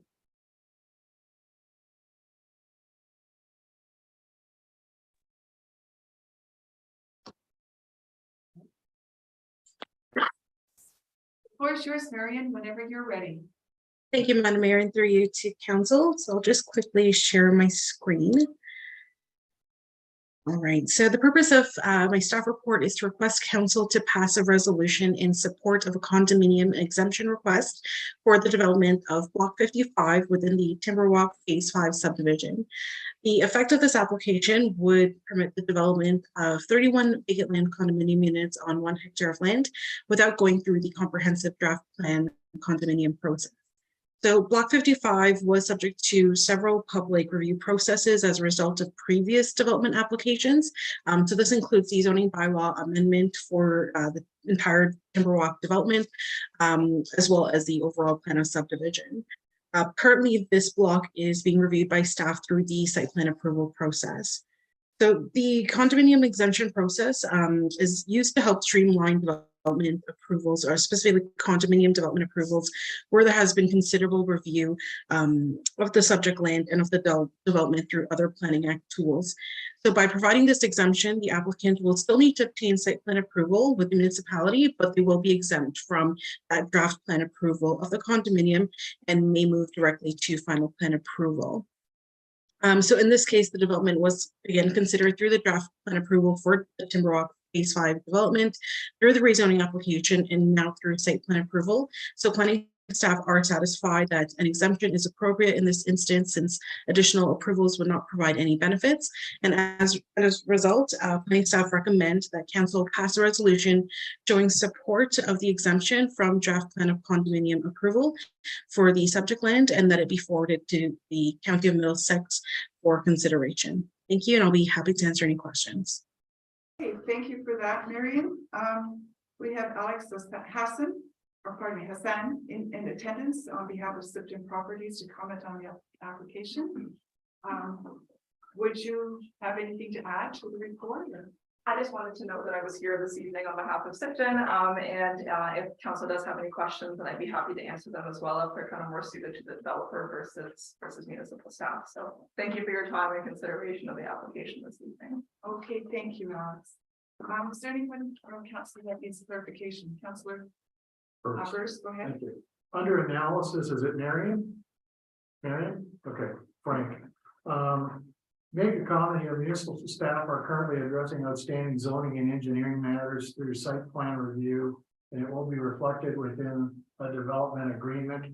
So you don't see any problems with this that would block the project? There have been preliminary discussions. Right. Yeah, through you, Madam Mayor, to Councillor. Exactly. So the site plan application that was submitted, there are a few minor comments that just need to be addressed, and they are truly minor, just additional labeling on the actual plans itself, or just clarification or additional information needed. However, it doesn't change the proposed development or what they are doing in terms of the plan of condominium. It's mostly just minor comments that just need to be reflected through the site plan. Okay, thanks for your response. Is there anyone else? Okay, we do have a motion before us that council passes a resolution in support of the requested exemption from the condominium approval process that as set out in 9.6 and 9.10 of the Condominium Act for the lands known as Block 55 within the draft plan Approved plan of subdivision 39T NSC 1901 and known legally as concession 10 with legal description to part 3 and a resolution before which the Middlesex County Council for consideration of the exemption request. A mover please, and a second, Councillor Shipley and Councillor Heffernan, all in favor? Opposed? Seeing none, that is carried. Thank you, Marion. And next up, we have Tim, and this is an application for zoning bylaw amendment, ZBA 2020, filed by NPG Planning Group and Caroline Baker of Baker Planning Group on behalf of the Middlesex. Thank you, Madam Mayor. I'm just working to share my screen for the purposes of providing a location map and some other information as we move forward. So give me 1 sec, if you wouldn't mind. For the benefit of those that are watching from home. So this is an application for rezoning. The property is currently zoned C1-15 with an H7 hold. That hold relates to urban design guidelines and the like. So the application before council is a rezoning to add residential uses to the southern portion of the lands and to address some minor details with the existing zoning. When it was created back in 2017, it was done so through an LPAT, well, was OMB at the time, decision, and there were a couple of things that might have been missed at that time. So one of which is the frontage along Glendon is required to have 65% building building face. And so I've just now changed the site plan for that purpose, just to explain it better. I think we're still there. No, that was nice. Sometimes my mouse works in mysterious ways. So let me see if I can get it back. Sorry.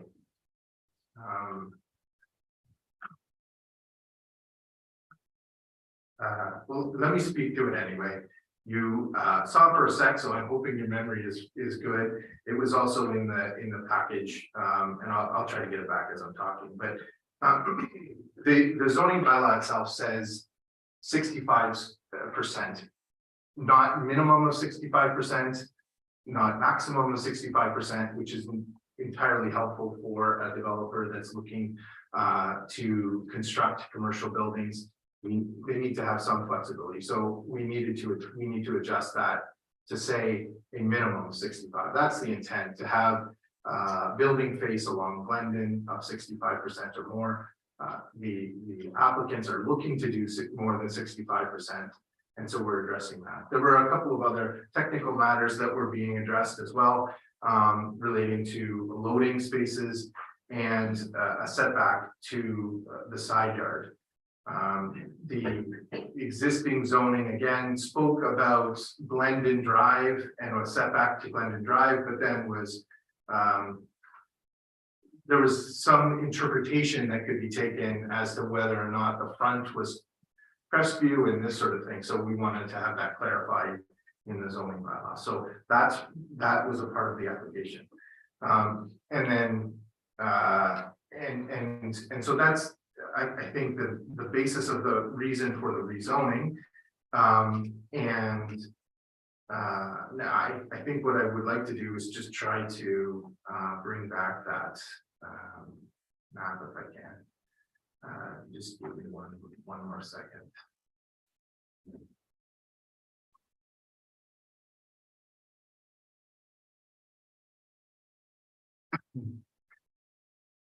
So perhaps we can get the map for you. Can you get it for me maybe in the present? You just want the condo layout map, right? Bear with me one moment, folks, and I'm using the share screen computer, so I don't want to take that away on you, but I'll go to the website now and we'll bring that one up and be with you momentarily.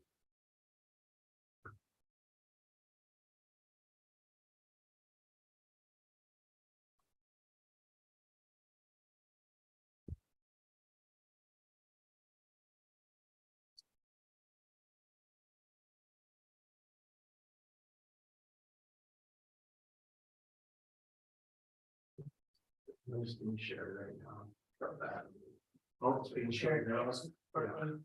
Thank you. Sorry about that. So the thrust of the application is in two parts. One is that those commercial related matters, and then the second half of the application relates to the residential, and I left that now to speak to. It's the part that planning staff have concerns with. This is a village commercial area designation and zone. And the type of residential that's permitted in those designations and zoning is above the first floor commercial.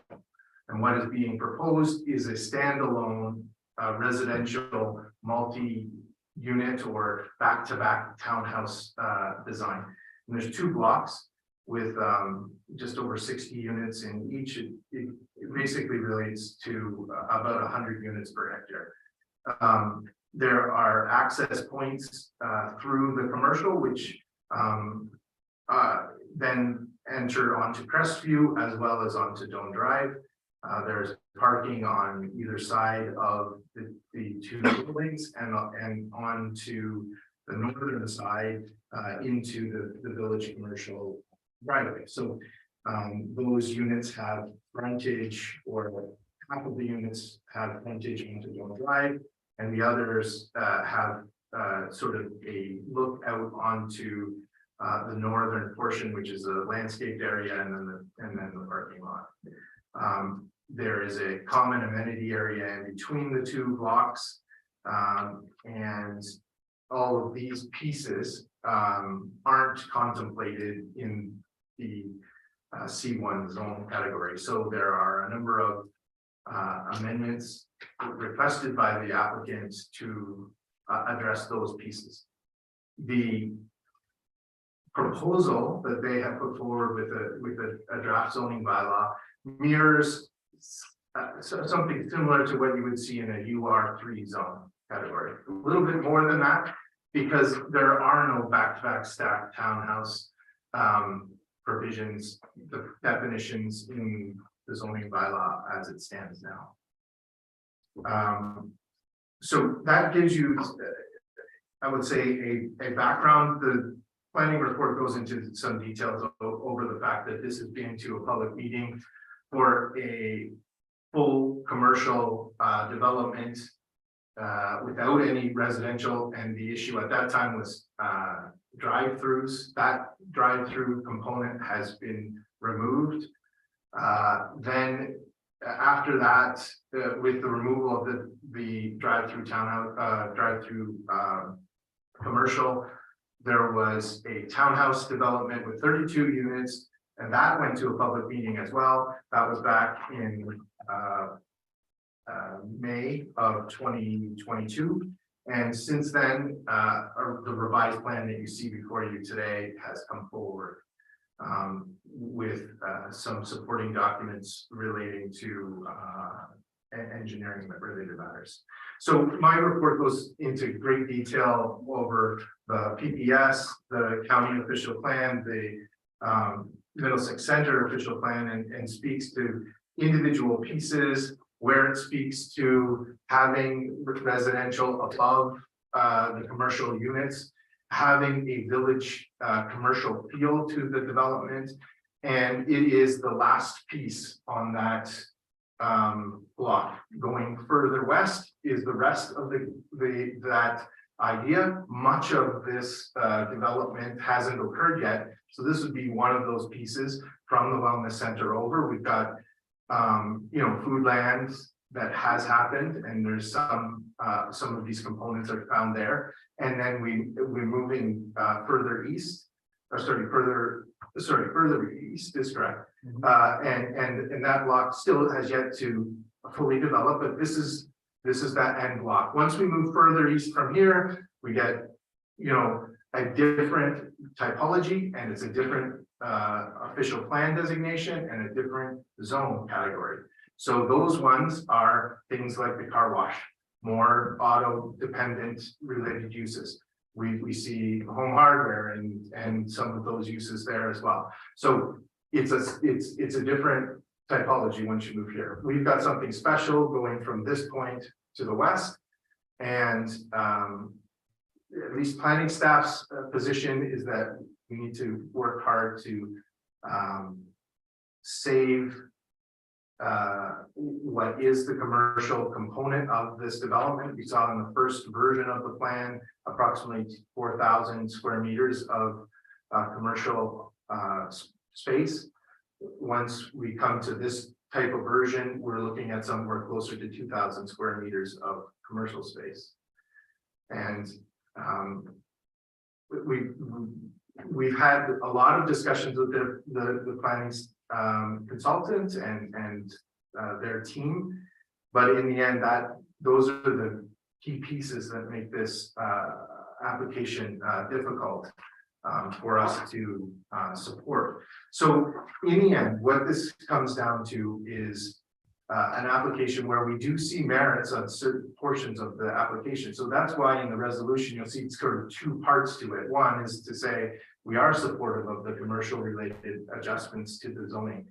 And then the second half of it is a residential factor, and that's the part where we're recommending a refusal, denial.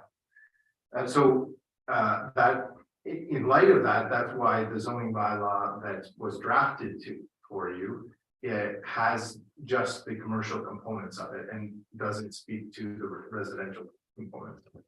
So that's a quick explanation of where we see this project. I'm happy to answer questions that come from the public.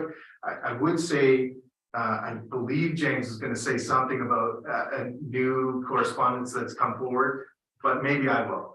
I will say that we have heard that there is support for this particular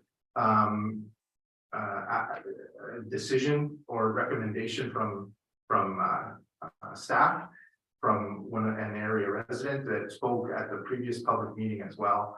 And they had submitted a short correspondence indicating that they felt it was appropriate to have commercial space protected, and they understood the idea that it's important to have residential, but this appeared to be a creep of that residential into what should be commercial uses.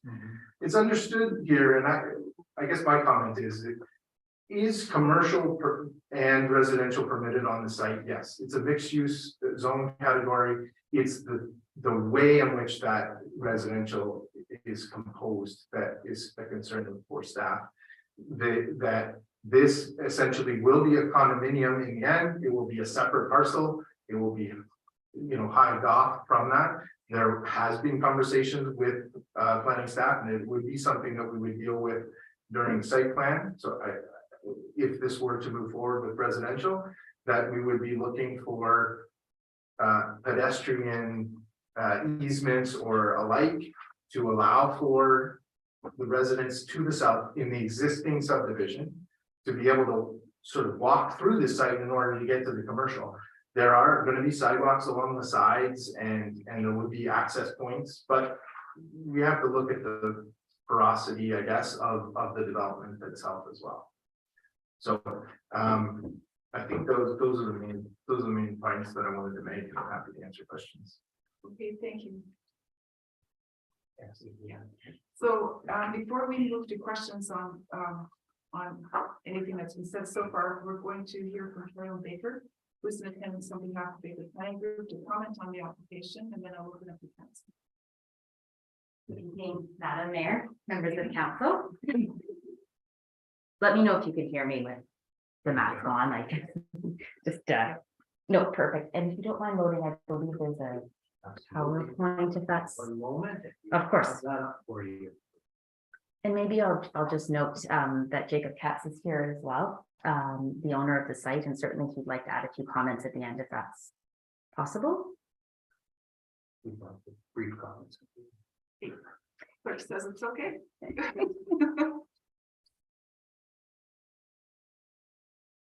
So maybe I'll just start off while it's being loaded. My name is Caroline Baker. I'm a land use planner with Baker Planning Group. The zone change that was filed, that's before you this evening, was authored by myself as well as Niagara Planning Group, which is another planning consulting firm. We have worked together on this, which is why you'll see two names. Just did want to provide that background to you. If you don't mind going to the next slide. Oh, you're okay. No problem. Wasn't sure who was- We're in sync now. No, we're good. Okay, perfect. So what you'll see before you is similar to what Mr. Williams had up on the screen. This is the, oh, sorry, just back one Sorry. slide. No, that's We have okay. A timer here that we have. You are good to go. We're good. Okay. This is the conceptual site plan that was submitted as part of the zone change. Certainly, Mr. Williams provided an overview of the application. About 2/3 of the site is proposed for commercial. Now, the location of the commercial is certainly very intentional on the site where there's greater access and visibility. I'm sure you're aware that most commercial businesses certainly thrive on visibility, and that's trying to be optimized in this design. The residential is on the south side along Dome Drive, again, to be a transition from the lower density uses to the south. I did want to fill in some details about the project history. I know it's been noted that there has been iterations to the concept, but there has been some reason for it. Originally, drive-throughs were proposed on the site. It was before my involvement in the project. Certainly understand there was some concerns with staff being a village center, that this was meant to be walkable, compact, and pedestrian friendly. And the owner heard those comments and moved to remove them. So that was the reason to remove those drive-throughs. The second iteration of the application was adding residential uses, which is what you last saw at the previous public meeting. At that public meeting, we heard comments from residents and council about residential density, about housing affordability, which we all know is a very critical concern in many of our communities across Southern Ontario at the moment. In that regard, the owner sought to change the residential to make it more dense, to provide for more affordable units. So they went from 32 residential units to 67, but on the same area of land. What this allows to do is to build smaller 2-bedroom units, whereby they're proposing a sales price between $200,000 and $400,000, again, trying to contribute to affordable and attainable housing in the community. The site overall is just over 4 acres. And I think this is where some of the concern from the owner has come with respect to the commercial. 4 acres is a large site for small scale local commercial businesses. This would be the size of a site we would see for a highway commercial use. So whether it be a grocery store or a larger tenant that has more surface parking. And the overall size of the site presents challenges to be completely commercial. The goal really is to have local businesses, small scale businesses, and the number noted of 4,000 square meters, that could be 40 different businesses that would be required to fill the site. The owners have been actively working to tenant the commercial space. They do have some potential leases. They've submitted site plan to make sure that the commercial goes ahead, but it is a very large site to be all small scale commercial. If you don't mind flipping to the next slide, we did just want to provide some images of the proposal by the owners, because certainly we are in full agreement with Mr. Williams with respect to this being a village center, to be compact, to be walkable. They're proposing cafes. They have a number of walkways, specifically 4 separate walkways from Dome Drive through to the commercial plaza, having the buildings face the street and be close to the street again to move away from being car dominated where we can, and offering that gathering place for the community overall. If you don't mind going to the next slide. This is a sample image with respect to the back-to-back units. So what they would look like is there would be a different unit on each floor. And then it's sort of like taking 2 rows of townhouses and pushing them together. So where you would have had a backyard, they get pushed together. Again, the intent of this design, as you see with the stairwells, is to create a more urban development, more walkable, and really support the pedestrian amenity. Next slide, please. Can I just ask you a quick Of question? course. Your intent is three units? If we go Three back, units sorry, per and no elevator. correct, there would be no elevator. Yeah, Greg, if you would Drop like in to there. please. Oh, Sorry. Yeah. Thank you. Sorry about that. Yeah, no, wait to questions after. It's your time. Sorry. No, no. Clarify. So I wanted to spend a little bit of time with respect to planning policy, planning theory, the official plan, because I believe this is where there's maybe some differing of opinion between staff's report and my planning opinion and that of Niagara Planning Group.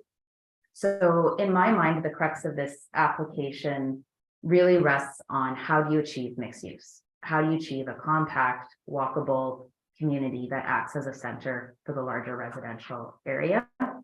And, you know, provincial policy statement, the official plan encourage this mixed use, but do not require residential to be above the commercial. That restriction only appears in the zoning bylaw. So I just want to be very clear that both provincial policy and the OP don't require them to be stacked commercial with residential on top. So the nature of the application is really dealing with the zoning bylaw. And can mixed use be horizontal, or does it have to be vertical? The presence of having separated residential on the site does not necessarily mean there's less commercial. It just means it's in a different location. Because if it was over top of the commercial, there would still be the requirement for parking to support the residential, which would have less square footage for commercial. So it's really just how it's broken up on the site. What we understand on a lot of projects, and I've worked on a number of mixed use projects from commercial owners, so not commercial developers, but actual businesses that are locating there. There is a hesitation to have residential above because of concerns about noise, or for a restaurant where their HVAC system is, and it can create more conflicts. Mixed use has been very supported in planning for many years. And when we even look to larger centers, projects I've done in Kitchener, Waterloo, and Guelph that were mixed use, a lot of times the ground floor commercial ends up not being filled and not being tenanted. It doesn't have the access, the visibility that those businesses are looking for. And can create some challenges. In fact, we've seen some municipalities that have actually passed housekeeping bylaws in the last year to allow mixed use to be horizontal as opposed to vertical, because we can still achieve those planning objectives of compact development, walkability, core center that brings people together. And as I'm sure you can appreciate, those commercial businesses need residents to be successful. They need patrons, they need people coming and walking and using their services. And so this still achieves having residents and people living with them in close proximity. Don't mind going to the next slide. I'll just touch upon it briefly, but I did want to respond to staff's comment that this is a loss of employment land. I want to be very cognizant in this discussion because if I look at the provincial policy statement and I look at the official plan, there's very clear policies that employment lands are your employment, settlement employment and settlement commercial designations. It's specifically set out in section 5 and section 5.6 that those are the employment uses in the municipality, and conversion of employment or loss of employment, as we considered under provincial policy, relates to settlement employment. And I just highlighted where your settlement employment is in the municipality and where this site is, which is Village Center. So we did just want to note that in our opinion, this is not a loss of employment or employment lands. This is really a question of how do you achieve a village center that meets those goals, be mixed use, compact, walkable, and contributes to the overall community. You go to the next slide. And it's the last one. I apologize, I'm probably taking too much time. I did just want to note, and Mr. Williams certainly spoke to it, that really there are, yes, two components of this application. One being just addressing some probably lack of clarity in the OMB decision about the commercial, and I understand that staff are supporting that component. The second piece being the residential, and this is really where we talk about having a standalone residential and dealing with some setbacks, again, because it's within the village center zoning to allow for, ensuring there's enough parking, appropriate setbacks, sufficient outdoor amenity area, and where possible, looking at the benefits of co-locating commercial and residential. You can imagine commercial parking at night may not be used, whereas visitors can use it. So there is some efficiency in helping better provide parking. I think that's the end of my presentation, but I know if you wanted to add one or two, I can give you the chair, or you can.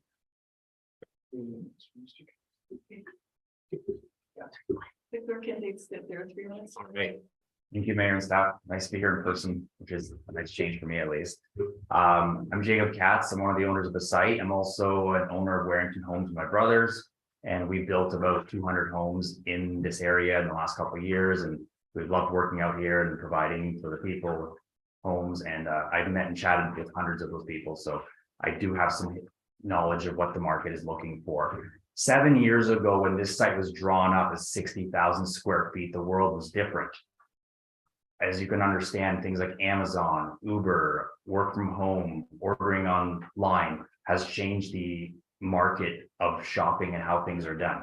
So 60,000 square feet in London, Ontario right now, like Oxford and Wonderland, would be very worrisome to have vacant. Out here, it's even that much harder to have 60,000 square feet. It's very, very challenging, and we've been trying to lease it up for a long time. So to us, it makes sense to look at what the market needs today, and that is smaller shops, more windows that can support smaller businesses, local type businesses, rather than looking at this big box type idea. If we put the units on top, I'm not convinced that people want to live on top of a store in Kilworth, as well as we would still wipe out a bunch of the commercial, as said, with parking for that. So that's why we looked at this separation that we think is logical and makes sense. So given that we know that the market's changed, we've designed these units to actually appeal to smaller businesses, and we've gotten some decent feedback on that. The village center, I think, speaks to having an accessible, sustainable, and vibrant feel, and we think we're getting that, and we're getting the benefits of mixed use in this form factor, which is different than anything else that's been done. I don't believe this form factor has been done anywhere else in Middlesex Center. It's something very common you see in larger city centers. And for me, as a home provider, home builder, I think the exciting part here is that we're able to provide an affordable, economical build solution. We've talked to so many people that they could afford to buy our houses, and we talked to a lot of people that couldn't afford to buy them. And this offers a solution that if you are downsizing in Kilworth, Kamoka, out of your house that's worth $600,000 to $800,000, there is little to no options available. And this form factor would allow someone, whether if this is for sale, it'd be that $200,000 to $400,000 range. If it was for rent, it'd be around $1,000 to $1,500 in rent. And I don't mean to make this sound like it's bad product. It's actually a great product, and we build great product, but it is an economical and affordable product, which I think differentiates it and makes it unique and would help people stay in the community, as well as maybe encourage people that want to work in the area and can't afford a large house. They could work in that plaza or across the street or at the Y and have something nearby in the area that is not in that $500,000, $600,000, $700,000 price range. So we'd love to see this come to fruition and maximize, really get the best out of the current infrastructure that we have, because with our old site plan and the old proposal, it's very challenging to make something work. And we've gone through 3 or 4 iterations, as Tim knows, on this, and we think this is kind of the optimized best use and of the property. So that's my speech. If you have any questions, I'm also here. Thank you. Thank you very much. I'll look to council then. Was there anybody else registered? No, only English. Questions? I'll start with Councillor Burris. I'll take the next council. So just to bring me up to speed, because I'm in council, you have 1, 2, 3, 4, 5 commercial units. Correct, up front.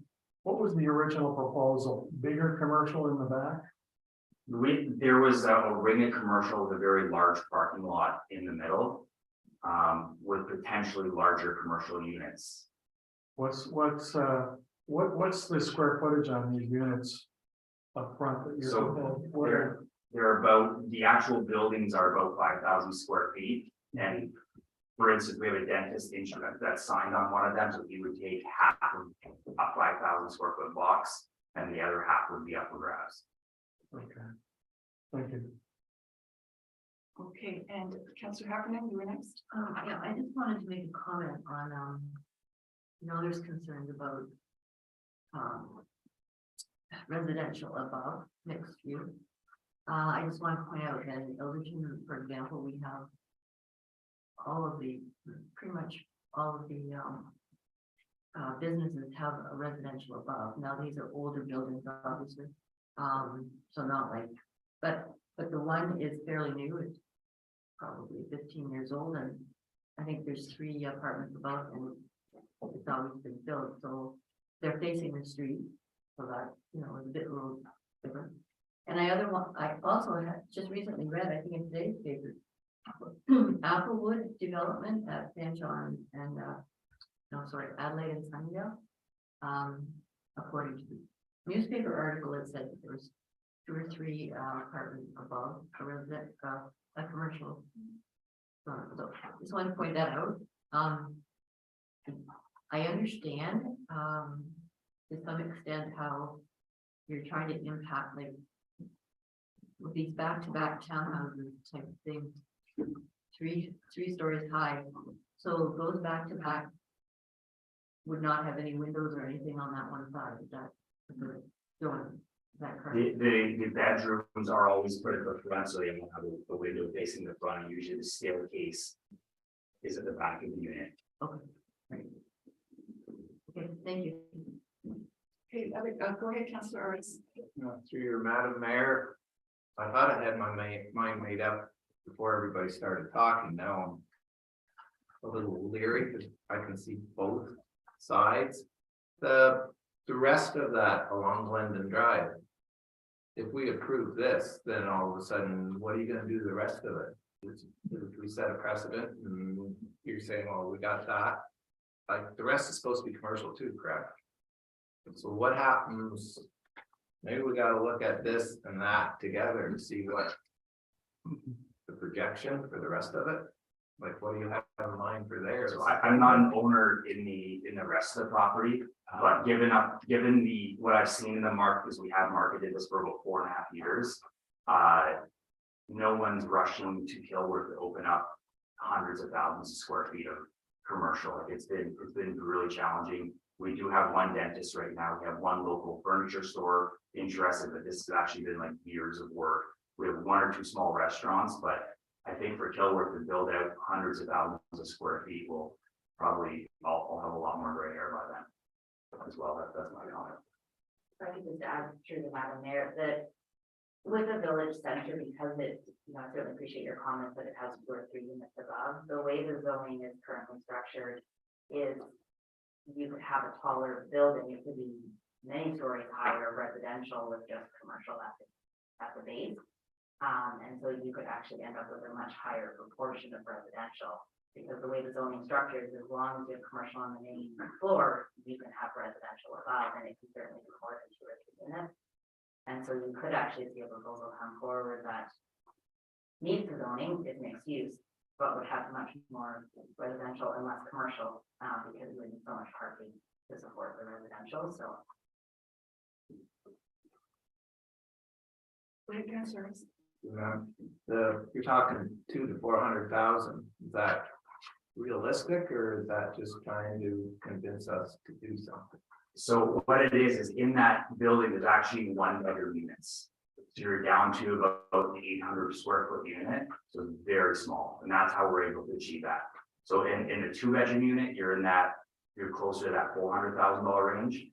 And these stacked townhouses in London and Mississauga, they're coming in at like well under half of what you would have a typical house for, because it's very, very inexpensive. You have one piece of land that you're able to put 4 units above, and you have no elevator, you have no hallway, you have no garbage room like you would have in an apartment building, and that actually keeps this to be the most inexpensive form factor building that we have in Ontario at the moment. It's very interesting that way. No, just confusion. All right, anyone else? Yeah, go ahead. You go ahead and then we're going to Grace off. Thank you, Mayor. I just wanted to clarify two points. One was about the mixed use. This zone category allows for a maximum height of 14 meters. So if we were to look at additional floors for residential, probably two. Just wanted to clarify. I don't disagree with what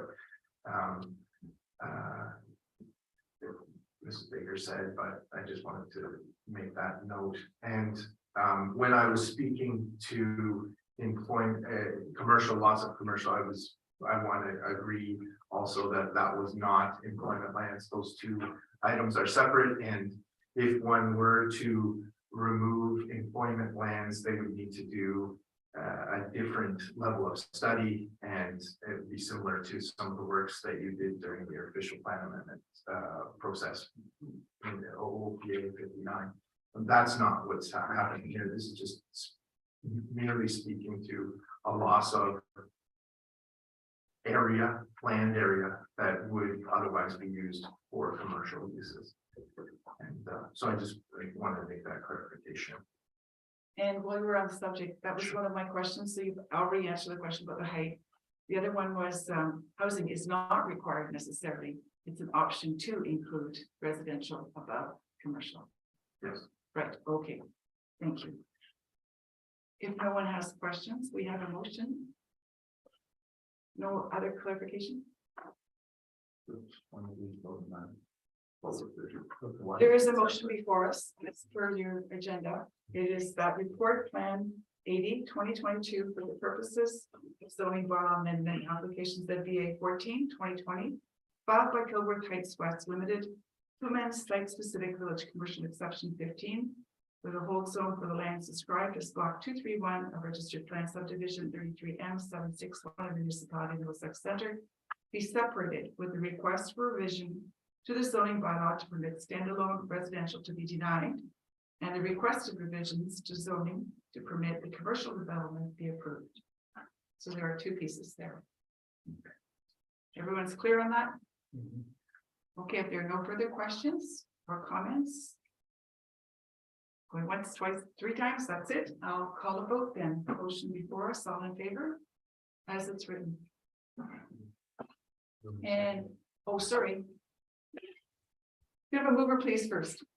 Yes, Councillor Shipley and Deputy Mayor Brennan, and then I'll call the vote. Try that again, as it's written. And opposed? And two opposed. Yeah, okay, that is carried. Okay, 8.4, next. We have an application for zoning bylaw amendments at VA 05/2022 for 108 St. Clair Avenue, filed by Greg White on behalf of TW Properties. And Marion is going to present that report for us. Hey, thank you, Madam Mayor, and through you to Council. So the staff report is to provide a recommendation regarding a rezoning application for the lands at 108 St. Clair Avenue in Kamoka. The applicant proposes to rezone the lands from the institutional zone to a new site-specific urban residential third density zone to permit apartment building. The applicant proposes to rezone this site to convert the existing building, which is a former church, into a 3-unit apartment building. So this property is located on the south corner of St. Clair Avenue and Bellward Street and is approximately 1,200 square meters in size. It's surrounded by residential uses pretty much all the way around north, south, east, and west, and is within proximity to an active railway located approximately 40 meters to the north. So the site-specific zone would address the permitted uses to permit the actual residential uses on this property and to recognize the existing building on this lot. Through our review of the zoning and site plan application, staff noted that roadway dedication was required along Bellward Street, which slightly altered the land size and some of the setbacks, specifically the side yard setback. Further, the applicant proposed decks in the rear that exceeded the zoning bylaw standard.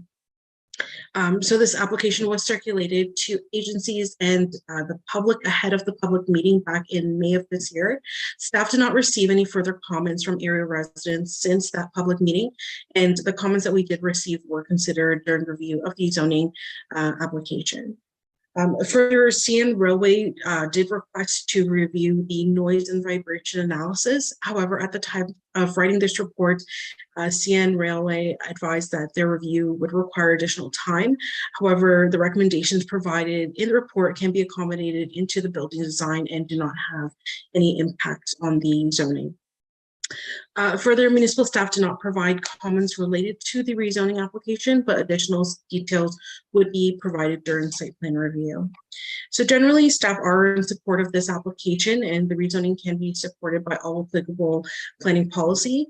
Staff recommend approval of a new site-specific zone, so the UR3-26 zone that addresses the permitted uses, the minimum lot frontage, minimum front yard setback, the side yard setback and rear yard setbacks, and to allow a large encroachment of decks into the rear yard. Further, in recognition of CN Railway's review of the noise and vibration analysis, staff recommend adding 2 holding symbols to ensure that any recommendations from the noise and vibration analysis are incorporated into the building design itself. As such, staff recommend that the proposed zoning bylaw amendment as amended by staff be approved, as the proposal is consistent with the PPS County and Middlesex Center official plans. And this opinion is provided with the benefits of receiving all information and comments from area residents, staff, and agencies. Should new information arise, council is advised to take this into consideration. And thank you, and I'll be happy to answer any questions. Thank you, Marion. I just lost the pictures. It's okay. I had them before. So we don't have any other speakers for this one. I looked at council. Are there questions or any additional clarification that's required? We did see this one before. None? Okay.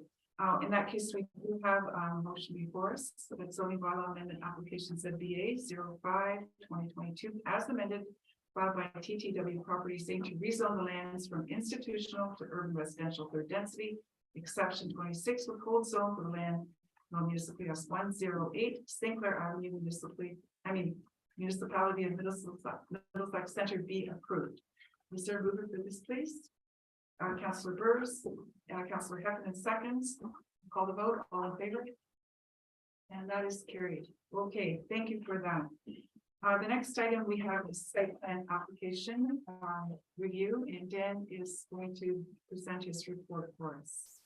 The floor is yours, Dan.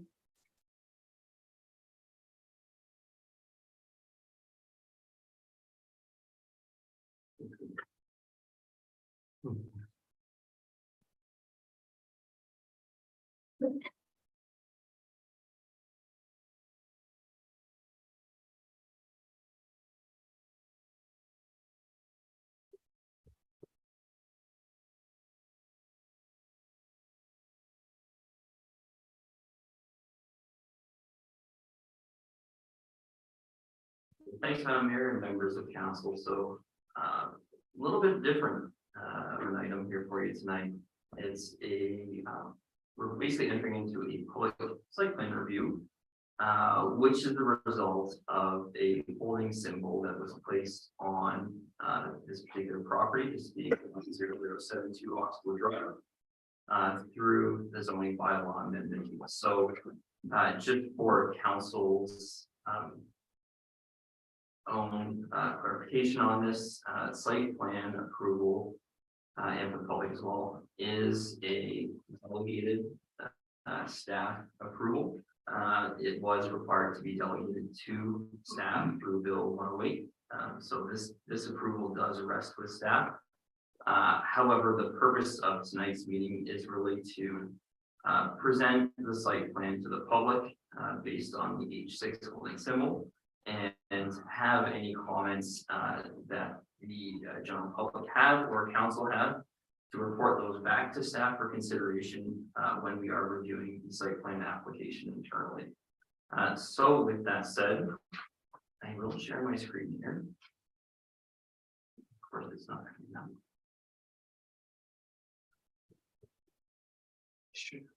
Yeah, I just want to be clear. Does anyone not understand the process around the horseshoe here? Is everyone clear what the point of this is?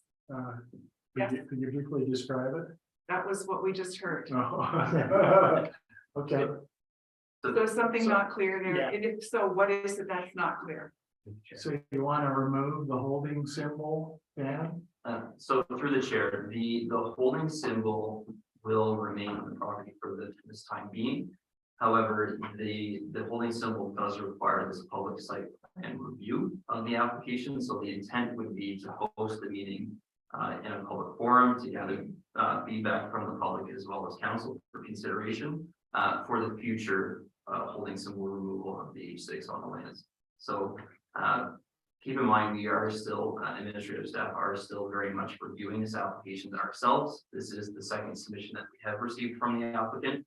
So it certainly is still subject to change. And that's why we're bringing it forward at this time so that council can view it and provide any clarifications or comments to staff as well as the public. For the follow-up, so they have the public meeting, you attend the public meeting, you look at what people are saying, you make your determination, come back to us. So through the chair, because it is a delegated authority to staff. Oh, okay, through the gotcha, debate, gotcha, yeah. Staff makes the Okay. final decision. Right, so the comments will be heard, and then that delegated authority, namely Arnie, will be informed of what is going on, and that will be taken into consideration. We are going to advise that this happened, and that's our motion here when we read it. Okay. Okay, I just want to be clear because it's not exactly the same. It's not a public planning meeting. Okay. Okay. All right, sorry, I didn't want to go ahead if everyone was wondering, why am I here? What are we deciding? Who's going to decide what? Okay, the floor is yours. Through the chair, and I very much so appreciate that. No, It is very different. It's It is. something that we've dealt with before. Yeah.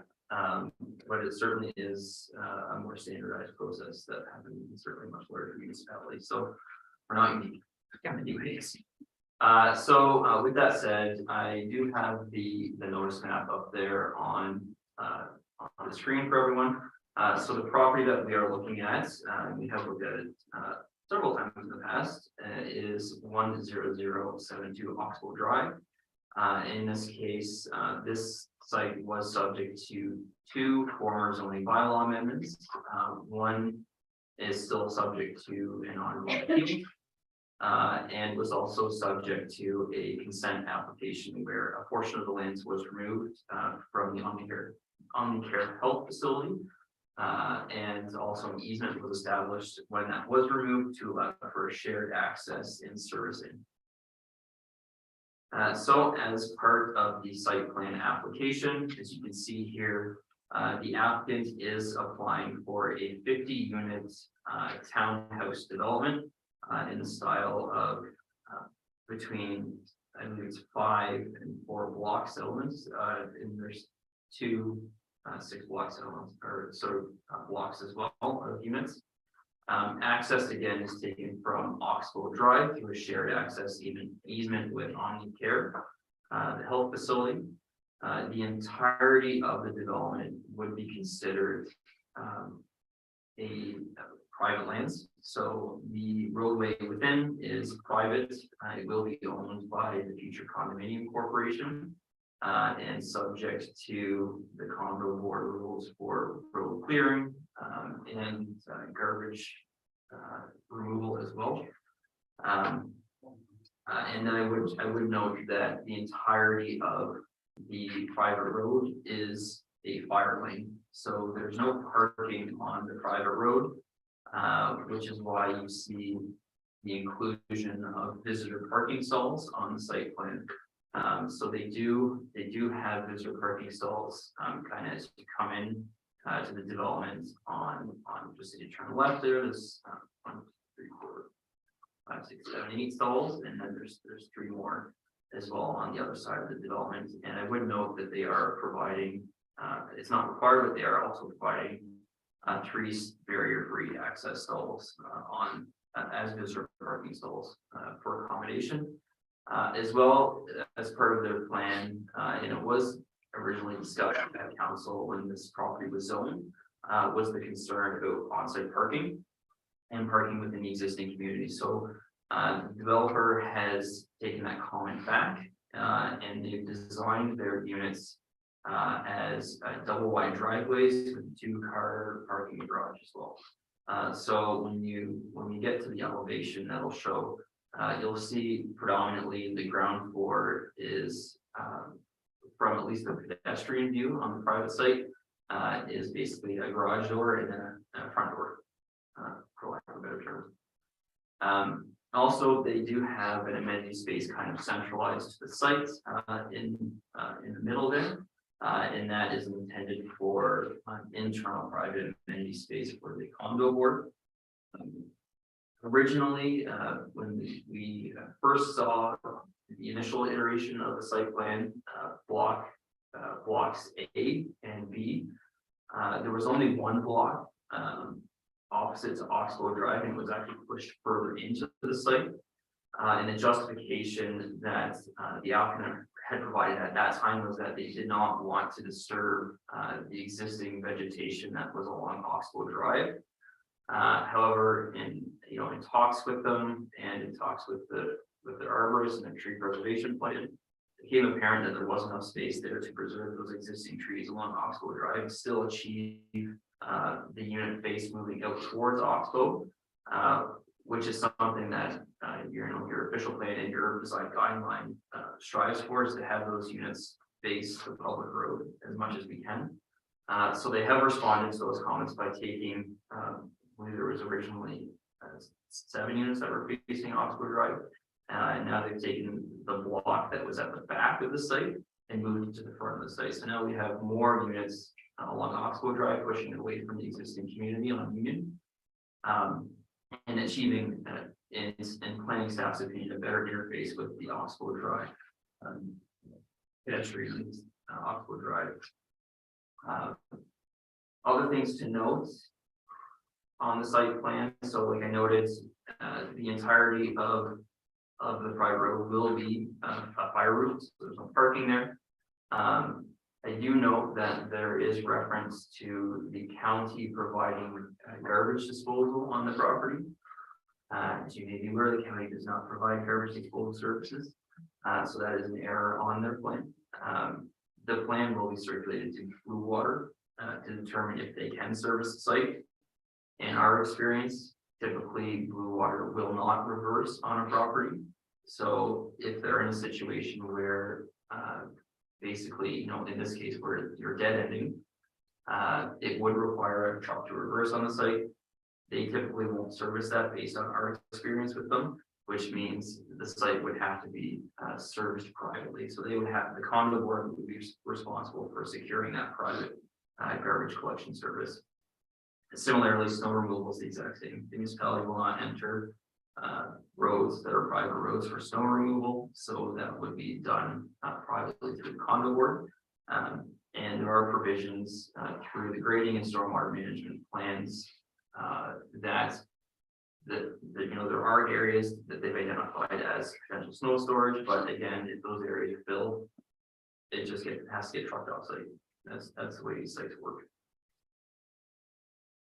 So in terms of the landscaping, they have certainly identified, I think it's 109 trees on their plan that are subject to potential removal based on the overall design and of the units and the grading on the property to make it work properly.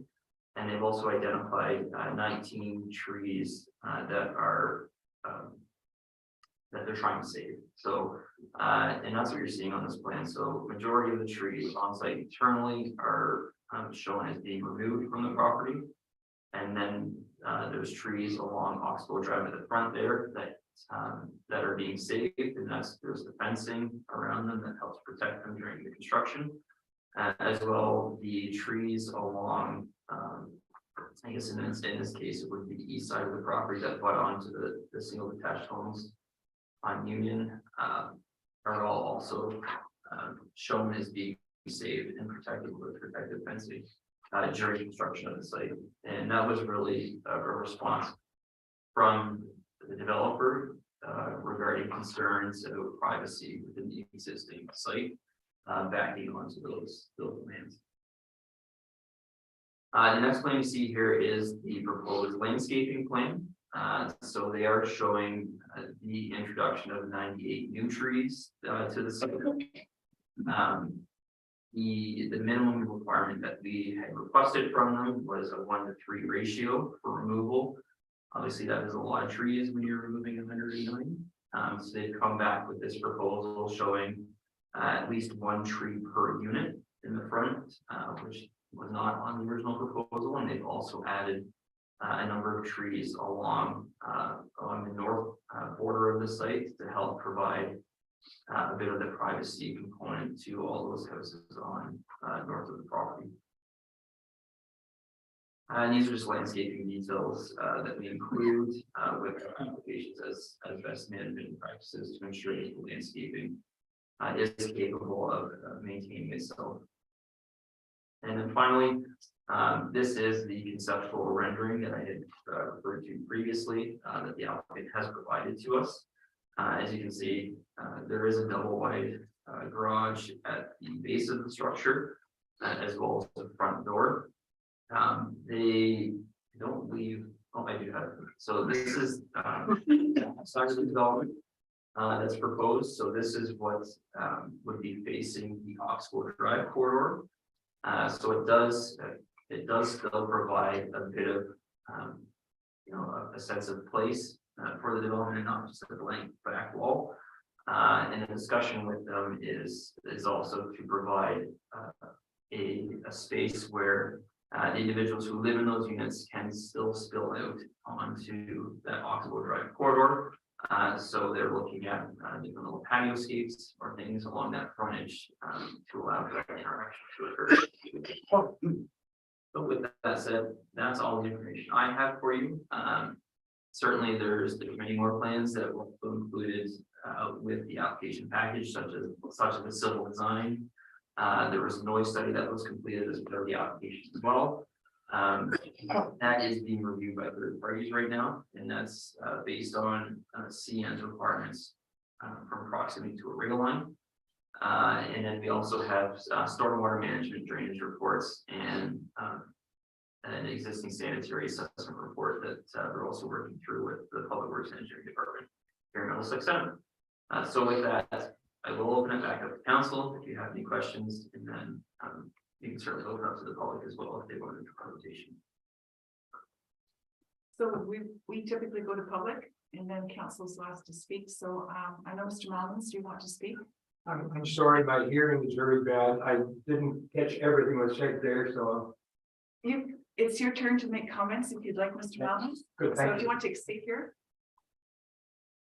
And apologize, it's hard to hear. I got my new hearing aids, but not working very well, and I got the gist of what was being said because I've had correspondence and have good understanding, but I missed a few things, but.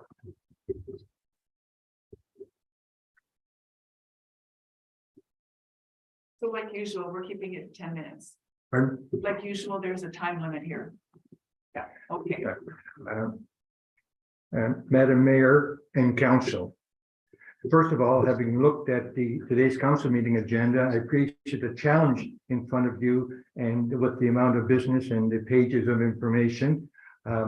Fortunately for us, only 113 pages relate to our application, and I have gone through those. Absorbing all of that is not very easy. But we are concerned on how the site servicing will work, affect us, and as to noise, dust, working hours, on-site storage, and debris from the site blowing on our property and backyard. We are concerned that the development work will start, but then no priority to complete the work, so it drags on for months and years. We're also very concerned as to how the storm sewer system and surface water will impact our property. We have a severe 3-foot sharp drop from the subject property onto our backyard, and that will jeopardize our home.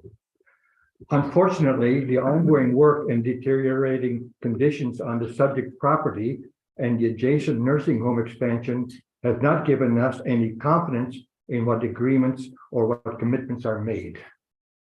The subject property has been well groomed and maintained for years until the new ownership earlier this year. The grass had not been cut for over 4 months until I raised it at a similar public meeting like this, and then a one-time cutting by a couple of huge tractors that left it like a pasture field ready for haying. Nothing further after that, and no trimming. The subject property is being used as a parking lot and open to storage area for the adjacent nursing home expansion. Well, not a parking lot, but it's an area for haphazard cars and trucks parking every day. A pickup truck left for 4 months earlier this year, and a trailer now parked there continuously. We ask that the site plan control agreement or the development agreement, whichever is most appropriate, have clear rules as what, when, and how work must proceed, and that there are enforceable penalties for failure to adhere. Staff has responded that current bylaws generally cover such things as a nuisance bylaw, and that if infractions occur, that we should contact bylaw enforcement. It should not be up to the neighbors to report on non-compliance of agreements. We understand that the development agreement is negotiated and executed by municipal staff with no public input and awareness. We ask council to outline specific terms and conditions as we have pointed out to be included in that negotiation, and that the development agreement be made available to the public. The documentation for the public meeting included storm servicing and stormwater management details. The documentation indicates that the subject land is to be serviced with sanitary sewers by connecting to an existing private sanitary sewer, which presumably is the nursing home property. What assurance is there that this private service will continue to be accessible and usable in the long term? The documentation indicates that storm drainage is designed for a 2-year through 100-year storm event.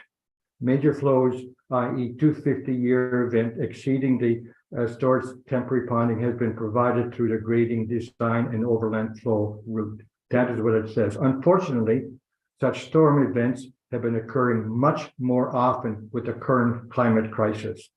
Our property has a severe 3-foot-plus drop down from the adjacent property, and is therefore first in line for surface water flow onto our property, our house and basement.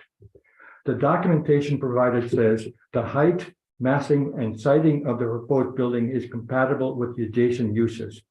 There is no meaningful or detrimental shadowing impact on adjacent lands given the height of the proposed building. That is what it stated. Unfortunately, that statement is not correct in our view. The development block F is the closest proposed building to existing development in the southeast of lots 26, 27, 28, and 29 on Valley View Crescent. And our lot is one of those. And those lots are mostly 3 foot lower than the adjacent land, so that it is directly on the shadow of the block F in the morning. The documentation has a bullet item. New privacy fencing is proposed, but I've not been able to find anything further on this. Staff was not able to provide any further information on this as well. What is the boundary fencing plan? Do the abutting owners have any say in this? The plan provided with the notice of this meeting shows for garbage pickup, and I had heard today that that was done in error. That's the first that I heard of that direct response. The documentation provided includes a drawing of the trees on the subject property. These trees, especially the big trees along the west side boundary, are a good sanctuary for animals and birds. Much of their habitat was removed with the tree removal for the nursing home expansion last year, which saw a large drop of wildlife in the area at the time. But the existing trees still offer shade, nesting, and the beautiful sound of birds throughout the year. We do like the birds and feed them throughout the winter, but that would be gone and done for when those big trees are removed. Removing 109 trees is devastating. The replacement of planting trees by each proposed new unit will not be a reasonable replacement. There are 3 large 600-meter caliper trees In the southwest corner of the property, tree number 1 is a silver maple noted as good condition. And 2 trees numbered 22 and 23 are basswood, also noted as condition good. We have seen these trees as an area of most activities of birds and animals. We request that these trees be retained, in other words, removed from the removal list. We thank you for listening to our concern, and trusted council will advise the approval authority of these issues and concerns, and it does not support the site plan application in its present form. And I would like to say that the staff have been excellent in responding to my questions. I've asked a lot of questions, and I appreciate that and it's been very helpful. Thank you. Thank you. I'll just council that these documents have been submitted. If there's any questions, aware of that the fact that your documents have been submitted to staff, so that they know that. So if there's any questions that I raised that you have any questions or concerns on. No, it's it's a public meeting, so we're not responding to you. We have no decision to make except to refer this. So it's a different process. Council can give. We can assure that the staff will look at it, but staff will be doing this. Can we ask a question or? Yes, she can. Yes, she can, Council Bears. Look at that. As we turn you to Paul. So you live behind this development, correct? Abutting it? Yes, we abut that as closer to block F, which is the closest to any building. Okay. And you say there's a 3-foot drop off from the back of this property? Yes, there's a very sharp drop down from the subject property to the lands to the west. Okay, thanks, Paul.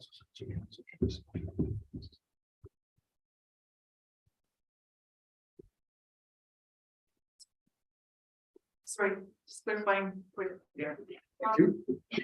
Okay, thank you, Mr. Miles, and I have Matt Campbell. Good evening, Mayor DeVete. Can you hear me? Oh, there you are. Okay, sorry. Where's Matt? Surprise. I'm sorry. Okay, yes, the floor is yours. You also have 10 minutes. Wonderful. Thank you. I certainly won't take 10 minutes. Thanks to Paul and thanks to staff for, I think Dan did an excellent job of overviewing this project. I'm not sure if now is the appropriate time to respond to some of the concerns that may be raised. I'm happy to do that. And I can say to some of the points that Paul brought up in regards to construction nuisances and things of that nature, we can absolutely accommodate that through any sort of future development agreement. That we'll negotiate with staff. That's standard practice. It's certainly regrettable that the residents in the area are having a difficult time with the renovations that are happening next door. Unfortunately, I can't say anything further to those renovations. That's not subject to this application, but as it pertains to construction work, that's typically standard clauses that are included in a development agreement, and we'd be happy to include appropriate clauses in this development agreement. I was just going to come on here and say that we're happy to answer any questions that council may have or anyone from the public. There are some points that Paul brought up that I'll just take a minute to address. In regards to the privacy fencing, we did note that on the plan, and generally when we're doing developments where we have essentially infill abutting existing development, and if you've been on the site, you see that everyone there has fences, and there's different types of fencing. If any one of the residents has a specific desire for fencing, we can certainly look at that. It's typically standard practice to have a 6-foot board-on-board privacy fence. But if there are specific requests that are going to be made, certainly, maybe staff can facilitate those requests, and we can put those on the site plan as necessary. And I'd encourage everyone to look at a 6-foot board-on-board fence, because that's usually the standard for privacy. Regarding the garbage, so that was we haven't actually heard the confirmation that Blue Water would not service this site. So that's why that was left on that plan. We're still reaching out to Blue Water to get that determination. In any event, garbage will certainly be removed off of the site, whether it's through the public process or through a private contractor. Same with snow removal, as Dan has mentioned. In regards to specific tree removals, we can certainly take a look at that. In any development, we try to keep as many trees as possible. That's just better for everyone. It's better for the residents. It's better for the development. And I'm certainly a big fan of trying to keep as many trees as possible. So to that point, maybe Paul could repeat those specific tree numbers. Those got past me. I heard I think it was a basswood and a silver maple. When we look at tree removals, again, we don't remove trees that aren't necessary to be removed. So we'll take certainly a look at that and see if we can fix that. In regards to shadowing, we have two-story dwellings interfacing with two-story dwellings. Yes, there is an elevation change, but I don't think that's really material to casting significantly large shadows. Shadow study was not required by municipal staff, and for buildings of this height and this kind of spatial separation, it's generally not something that really factors into any sort of planning decision. And I see Dan has made a note of those specific trees, and I'm going to write that down right now. Okay, I think those were the majority of the points that Paul mentioned. Again, I'm certainly available to answer any questions that either staff or council or any member of the public may have. And I will add that we've been working well with staff on this one. They've been responsive and helpful with trying to get this development to where it needs to be, so we can execute a development agreement. Council, thank you so much for your time. We appreciate your consideration for this development, and look forward to the resolution that you'll pass moving forward on this. Okay, thank you for that. Anything from council? Wait, Councilor. Through you, Madam Mayor, to Dan, I also have reservations about stormwater management, but I've talked to our staff and they said they're going to, they still have power to do what they got to do. That's just a comment. Okay, thank you. Councilor Shipley? Thank you. Through the mayor, Dan, was this always 50 units? Just to refresh my memory. Was it always 50 units in here? So through the chair to Councilor Shipley, yes, it was. So the original approved density was to allow for a maximum of 50 units on site. It was just laid out very differently than you're seeing here. So was there another unit beside block F then? So the original proposal that administration had received did include another block beside block F. They have responded to initial comments that we had given them and taken that block and moved it to the front on Alpha Drive. Okay. So the next comment may be just a shot in the dark. What's the chances of moving the amenity space to block F? But block F in the amenity space? So through the chair, what I can say is we can certainly bring that back to the developer and see if that's something that they can do. My initial thoughts is they wouldn't have access. Okay. Just a thought. I was just thinking I would avoid all that Mr. Miles is concerned about those last block F sitting there, but just a thought, that could be looked at. That'd be great. No, for sure. Anyone else have any comment? And any member of the public here that still wanted to speak to this issue? No? Okay.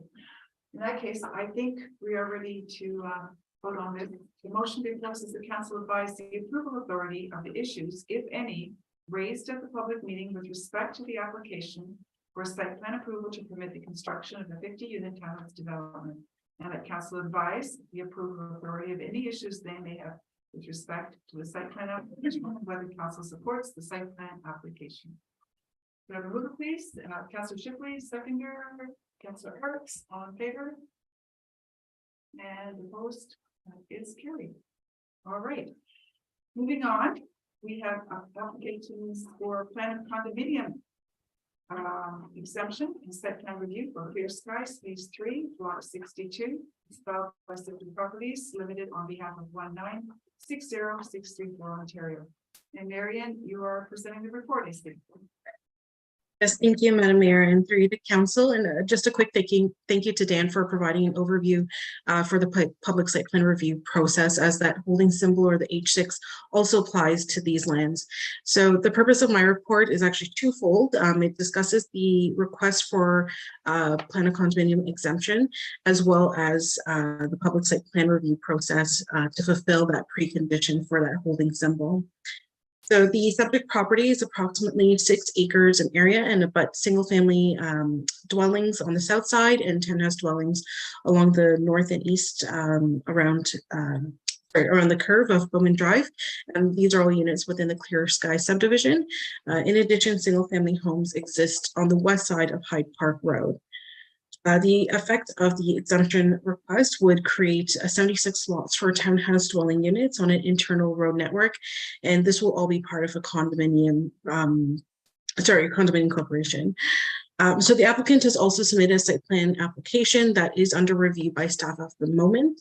The proposed site plan, as you can see on your screen, it proposes 76 townhouse units with a single car garage and a driveway which would accommodate 2 cars.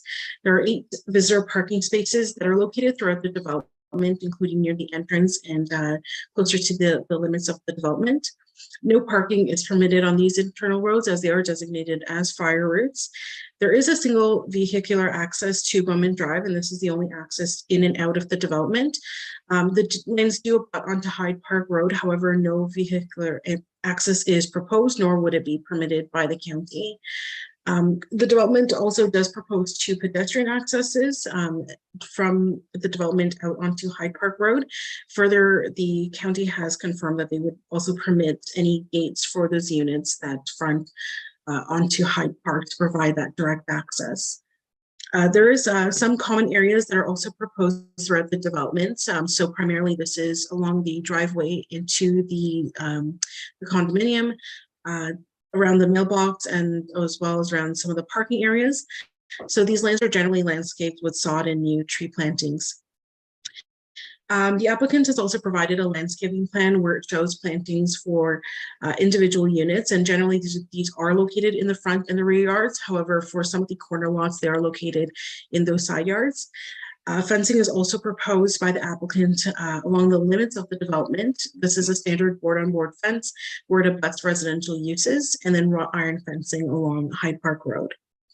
The maximum height for some of the units that are proposed is to be 2 stories, and the facades are a mix of brick, stone, and siding as proposed by the applicant, and you can see that in the elevations appended to the staff report.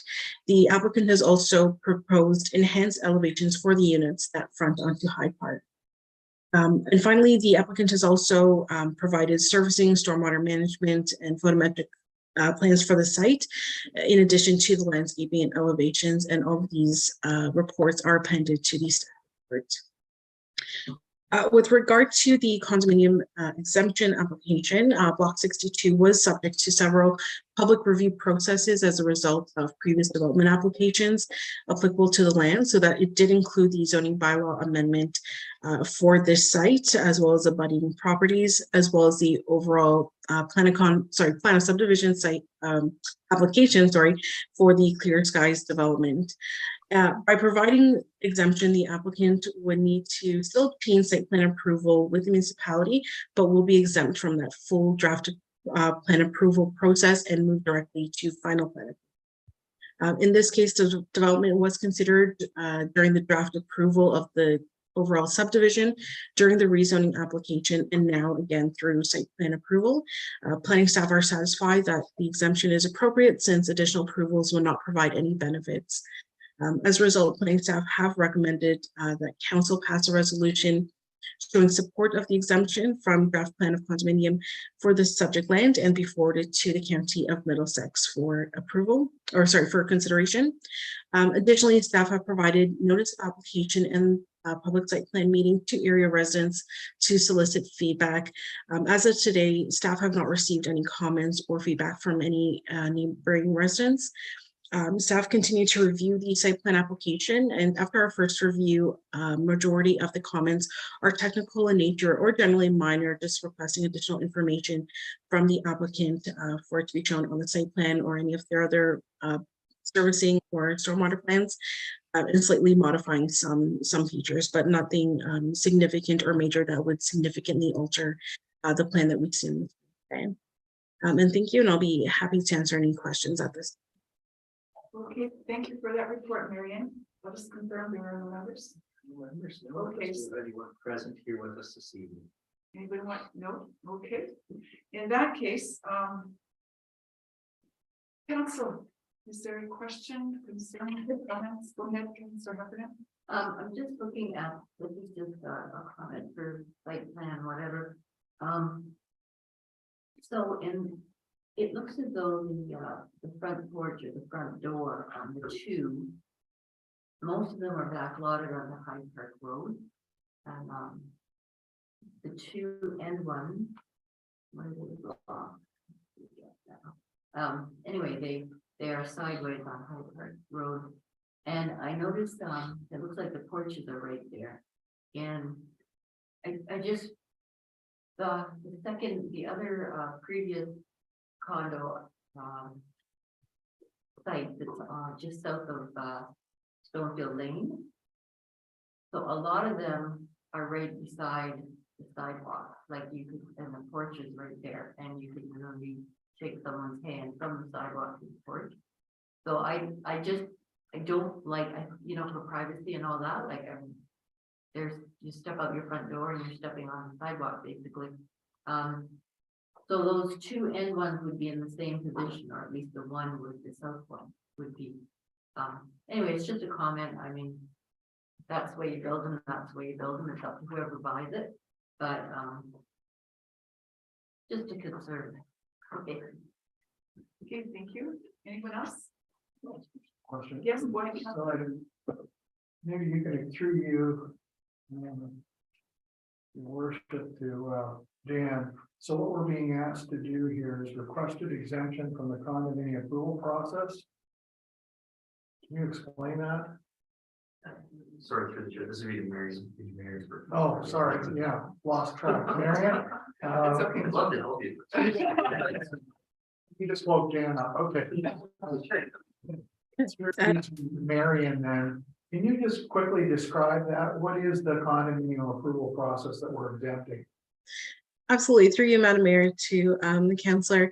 The typical or standard condominium or subdivision process, we will have an applicant apply for a condominium, and we get to a point where we can draft conditions that the applicant would need to fulfill, and that's the point where we get to draft plan approval.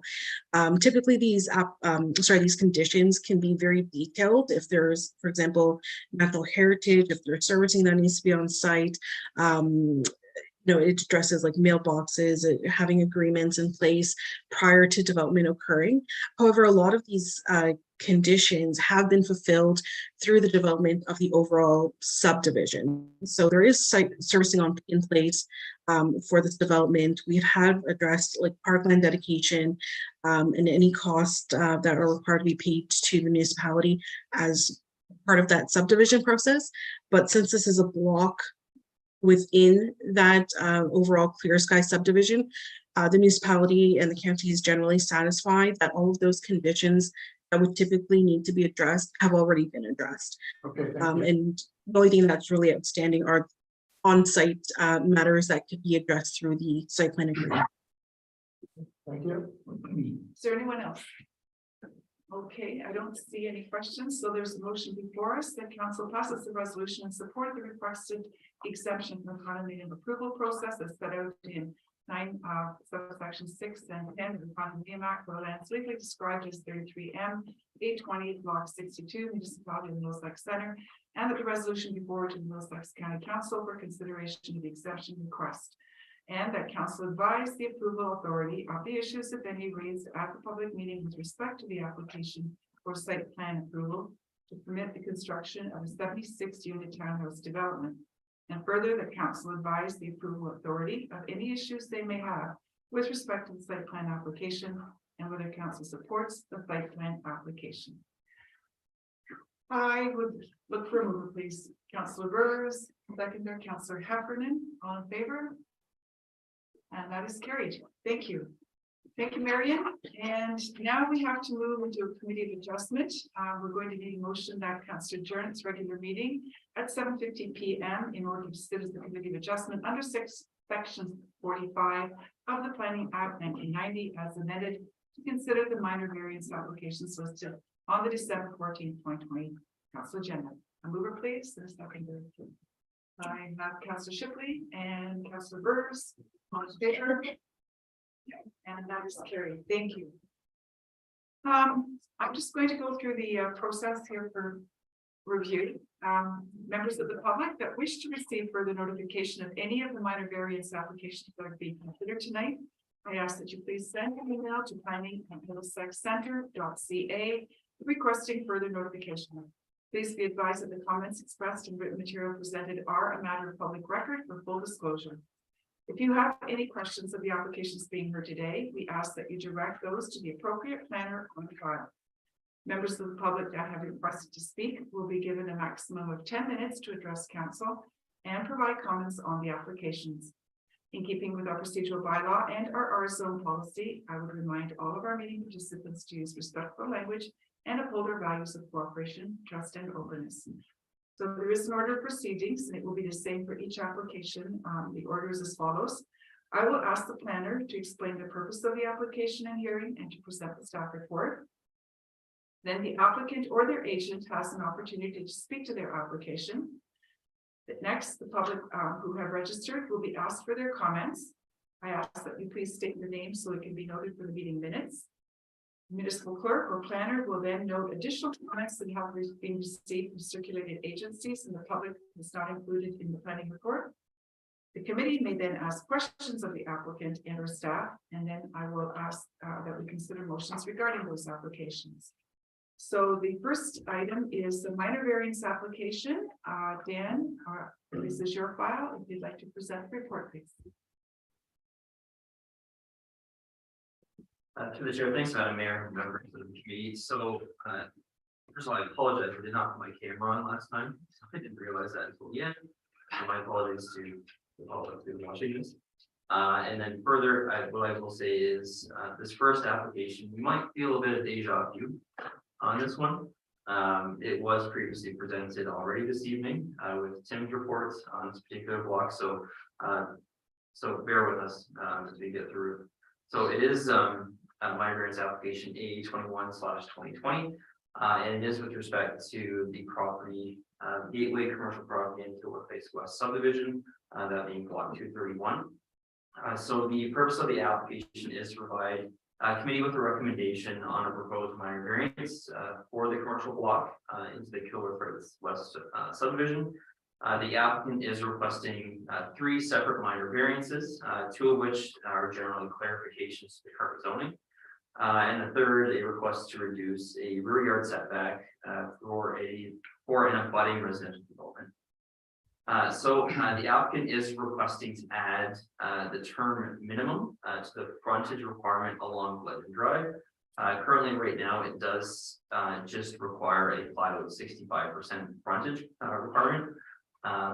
It's our interpretation as staff as well as the applicant that the intent of that was to be a minimum of 80 or 65%.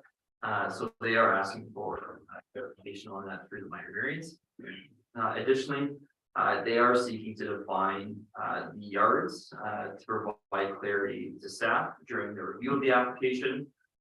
Those being Crestview as the front lot line, Dolan Drive as the exterior side yard, and the portion abutting the neighboring residential land being the Palumbo Townhouse development as the rear yard to the development.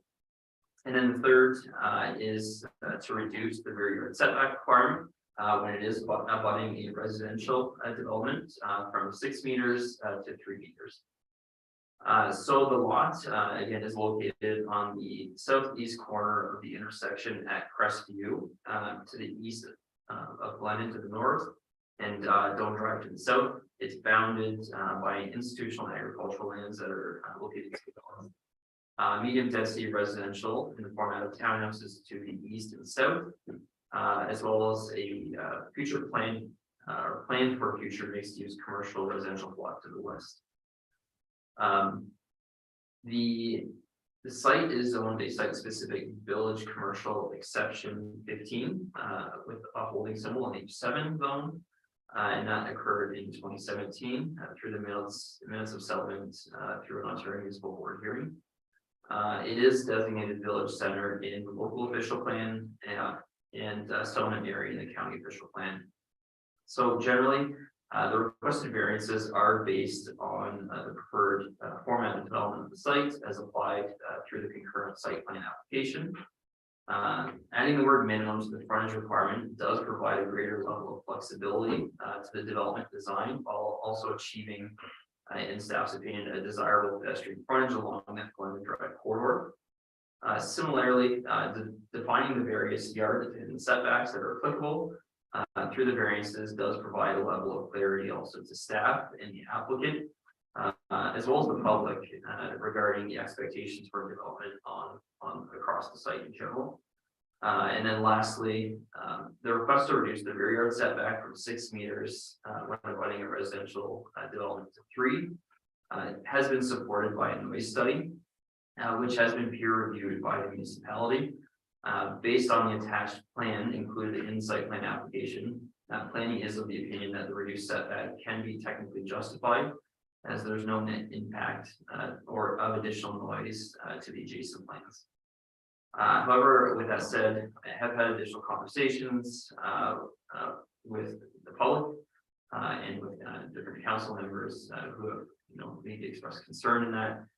So I would note to the council that it may be possible, if you so choose, to add a condition to the recommendations, which could limit that rear yard setback reduction for the first story of development, as indicated on the site plan. And that would really just be a situation if, through the site plan and agreement, if the developer did choose to add an additional story to that frontage, that additional story would then still be subject to that 6 meter setback.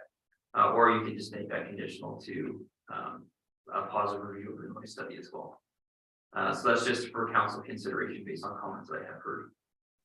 So given the above, I am, and as included in the planning report, I am recommending approval of the minor variance as proposed by the applicant. So thank you, and I'm certainly available to answer any questions that council may have. Okay, thank you for that presentation. And now we can hear from the applicant or their agent. Caroline Baker. Hello again. Hi again. Thank you, and I'll be brief. I just wanted to provide some clarification. There might be confusion why there was a zone change this evening and a minor variance. So I'll just clarify that. The zone change for the commercial component that was recommended for approval earlier this evening is the same provisions that's being requested through the minor variance. So there's not anything different in terms of defining the setbacks, the minimum frontage on Glendon, or the rear yard setback. The reason the minor variance was filed is because the owners wanted to move forward with the commercial site plan. And the rezoning was being worked through with staff and some of the concerns they had.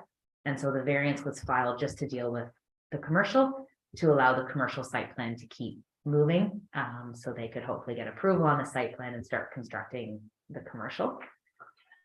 Certainly with the rear yard setback being reduced from 6 to 3 meters, I did just want to note that it's a unique lot in that it has 3 frontages on 3 municipal roads, and we worked well with staff trying to pick which was going to be the front, which was going to be a side, and which was going to be a rear. From my view, it's correct the way we've applied for it and the provisions, but functionally, really this rear yard reduction, it really functions as a side yard.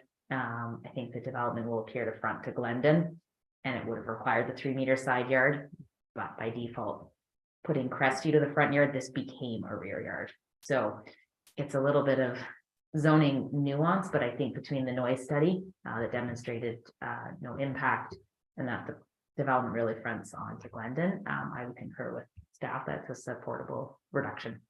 So I just wanted to clarify why you had the same provisions in front of you a second time this evening. Thank you. Thank you for that clarification. Okay. We have no additional members registered, so we'll just check if anyone here would like to speak to this. See any hands? Okay, that's great. And there have circulated, I've got nothing here. So I will then look to council to ask questions on committee, the planner or staff. So go ahead, Councillor Huffman. To the mayor, to Dan, and I'm sorry, I still didn't get the setback issue. So Crestview Drive, for purposes of this, you're considering the front of the property instead of Glendon. So through the chair, the way that the front yard is measured based on the terms in the bylaw, it says the shortest frontage on a public road. So in this case, Crestview being the shortest public or shortest frontage on a public road by default becomes the front yard. But the confusion lies in the site specific zoning that then refers to Glendon being the front yard, which then throws off all of our setback calculations for the remainder of the site. So what the intent is to basically say, no, regardless of what was determined in that site specific zone, we're still going to view Crestview as that front. Glendon is its own exterior side yard. It's called out specifically in that site specific zone and allows for a 0 meter setback. Crestview would allow for 0 meter. Dome is an exterior side yard. It's a 6 meter setback, which is appropriate given the transition to that residential component across the street. And then similarly, the rear yard then by default is the yard that's directly behind the front yard. So that's that interior side, which I do agree is interior side yard, but it just becomes the rear yard because Crestview is front. So it's all very confusing and technical, but trust me, it all makes sense. So the Crestview being the shortest, that includes the entire property versus just the portion like we're zoning as like that. The entire property is presently zoned commercial, so that is what we're dealing with, the entire length to make it the front. Through the chair, yes, that's correct. So these variances would apply holistically to the entire property. Okay. Okay, is there any other question or clarification that anybody wants to ask about? No. Okay, so we can consider motions then. We have a motion before us that and no one has. Yeah, okay, I see shaking it.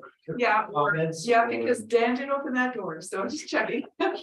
Okay, so the motion before us is that the minor variance application A-21-2022 filed by Caroline Baker, care of Baker Planning Group on behalf of Kilwood Heights West Limited for relief from the comprehensive zoning bylaw to define minimum building frontage requirements, provide clarification on the lot line, and reduce the rear yard setback requirement from 6 meters to 3 meters for a lot legally described as block 231, plan 33 and 761.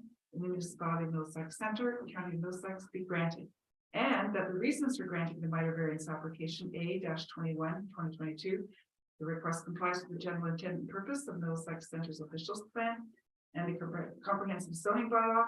The request is minor in nature, and the request represents appropriate development of the subject property. Is there a mover, please, and a seconder? I see Councillor Arts and Councillor Heffernan, all in favor? And that is carried. Thank you. Thank you. Moving on to the minor variance file A23, and Dan, again, this is your file.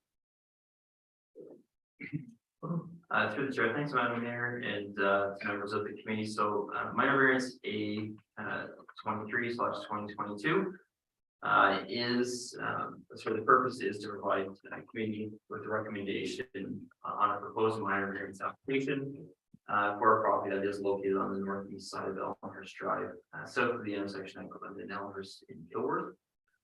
So what's being requested? The applicant is requesting to increase the maximum accessory building size as well as height as is currently permitted in the zoning bylaw. So the applicant is requesting a maximum size of 118 square meters, whereas the bylaw would permit a maximum size of 50 square meters based on the actual area of the lot. Additionally, the applicant is requesting a maximum height of 6.1 meters, whereas the bylaw permits a maximum height of 5.5 meters. And the effect of the requested variances would be to increase the size and height to accommodate a larger accessory building with a complete second story inside the accessory structure, as were proposed in the drawings that were attached to the planning report. So the lot, again, is located on the east side of Elmhurst Street, south of the intersection of Elmhurst and Glendon. The subject lands are surrounded by residential on all sides in the form of single detached dwellings.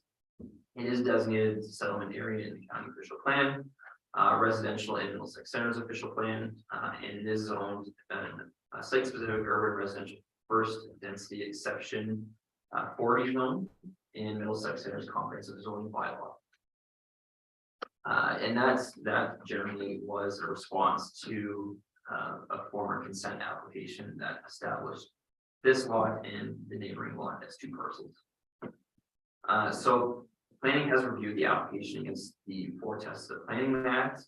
In review of the proposal, it did find that the proposal generally does meet the intent of the official plan, so long as the building is used entirely as an accessory residential use. However, I did find that the increase in size and height fails to meet the remaining Planning Act tests, those being minor in nature, is considered appropriate and desirable, and does it meet the intent of the zoning bylaw. And this is as the increase in height and size does serve a purpose to potentially produce an accessory building that is larger in overall area than the existing dwelling that's situated on the property. And the real concern with that against the zoning bylaw is that as a secondary structure, it's supposed to be subordinate to the principal residence. And in this case, it becomes the principal structure on the lot. So given that, I am recommending that this application be denied. I'm certainly available to answer any questions. Okay, and we'll hear from the applicant or their agent now. If you'd like to give a statement to them.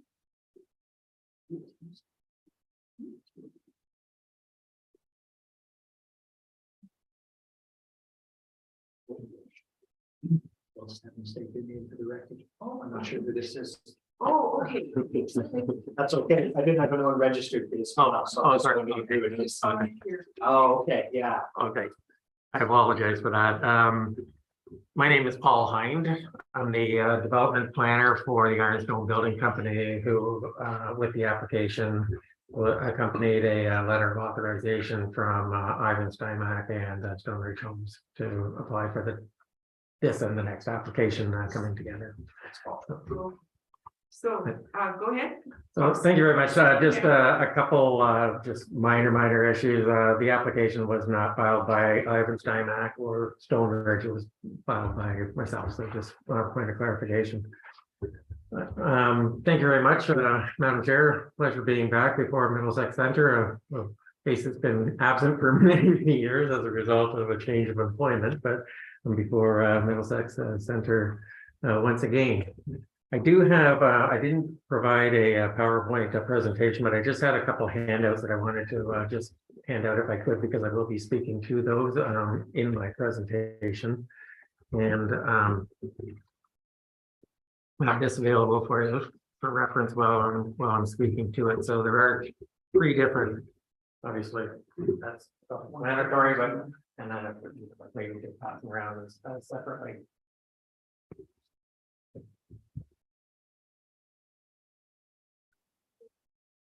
Before I get started. Okay, this application is going to be very similar to the next one, and so I will be speaking for all intents and purposes. They're basically the same application. First of all, I'd like to thank Mr. Fitzpatrick for providing the planning report. However, I'm here to respectfully suggest that we're not in support of the recommendation of denial. The piece of property is very, very unique in nature. Although it is zoned an urban residential 1 zone, if we look at the lot comparisons, which is the white sheet that has a whole bunch of numbers on it, it's really, really unique in nature. And all of the lots along Elmhurst on the east side are very, very unique. The zoning bylaw applies to the entire municipality, not individual site-specific areas. And although this has a site-specific zone, it's because of the uniqueness of it, and that you look at the UR1 zone, and then you also have to look at the accessory use zone provisions in section 5 or 4, which are general provisions. You can see we're in a UR1 zone, the lot area 450 square meters. We have 2 lots that are 3,241, or almost 7 times the size of what is a minimum lot area of the UR1. If we look at the lot frontage, we have one that is double the size of what is required. And so when you're looking at accessory uses and saying, well, it should be this big for this zone, we have to look at how this is unique. Minimum height, 12 meters. So now we look into what are we asking? The accessory, from a percentage basis, the general provisions allow for 3% of the lot area. Well, we're actually 3.6% of our lot area. And in my respectful opinion, that is minor in nature, considering the size and uniqueness of this lot. Accessory size lot, you're allowed to have, if you had a 450 square meter property in your UR1, you could have a 13.5 meter building. Here, we're asking for a 350 meter size building. But again, when this lot is 7 times larger than what is normally recognized in that zone, and under the provisions of the general provisions of an accessory use, we believe that it's quite minor in nature. That was 3%. So we're asking for a size of 118 meters squared, whereas 50 is permitted. And again, if we look at what the difference is, it only amounts to 3.6% of the lot area. The height, we're talking 2 feet. Again, 5.5 to 6.1 is 2 feet. You're allowed to have a maximum height in the UR1 zone of 12 meters. We're asking for a 6 meter, which is half of the height that could be permitted if a house was built back there, in terms of to regulate the concerns of the height. When I go into some of the comments and that were presented in the planning report for the recommendation of refusal, one of the comments in the planning report was that the applicant did not include in their application reasons why the increase in size was needed or the height was required. Section number 6 of the planning application requires why is the relief necessary, and it was clearly identified in there that the intent of this accessory building is to provide for a 3-car garage, some storage, and a workshop room. Those are all clearly accessory to the residential nature and support a residential activity on the property. In today's lifestyle, many people have, or a lot of people have many cars, recreational vehicles, and needing more than the typical 2-car garage to store those facilities. If you have a camper, it takes up quite a large, a motorhome, it takes up quite a lot of, or a boat takes up quite a lot of space. And then you also have your vehicles that you're driving on a day-to-day basis. The workroom, whether it be a wood shopping or whatever may be, will be able to be accommodated. And then obviously there's an opportunity for some storage as well. So it was clearly identified in our respectful opinion that it was going to be accessory to the residential use. There's no provision in the official plan or the zoning bylaw to say what size of the residential house has to be or what size an accessory. Well, it does then say 3% or 50% or 50 square meters for the accessory building. But recognizing the size of the lot, again, I go back to say that if you're allowed to have 3%, it's an either or 50 square meters or 3%. We're at 3.6%. And again, the size considering the lot is considered. There was also is the variance considered minor in nature? And there was a comment about the increase in size and height based on the surrounding context could have negative impacts on the adjacent lands. So I've given you an aerial photograph of the property, and you can see that the entire parcel is heavily treed to the north, and that the house that is actually on Glendon Road, which has a driveway, is very, very well screened. And it was one of the major concerns that were raised at the severance applications as to how it would be impacted. And you can see in the planning report where the proximity of the accessory building is going to be well shielded by a very, very dense, mature section of trees. If we go to the next application, it will just sort of save time because you have a large agenda. That accessory building is going to be immediately abutting the rather extremely large accessory building, albeit legal non-conforming, that does exist, has existed, and will always exist on 21 Elmhurst. And to my understanding, it's never received any compatibility concerns, comments, issues being raised to council as to it not being appropriate, not being desirable, not being appropriate for that piece of property. We believe that the use based on the comparison chart that I've given you is appropriate. I have no comment on is it meeting the intent of the official plan because we both agree.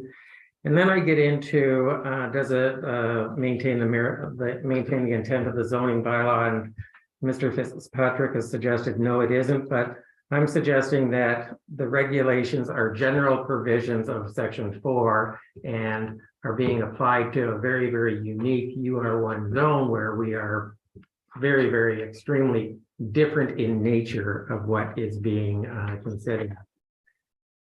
The last piece that I have is that there were concerns about the structure may be used for non-accessory type uses, and businesses can always occur in that, and that there's always that possibility.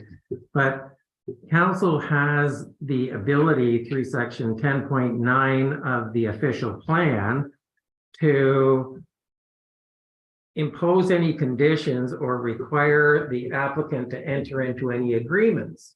And so we would suggest that if that is a concern of the committee, that the applicant would be in agreement to enter into any agreement or comply with any conditions imposed as to what actually is going to be permitted and to what extent within that accessory building.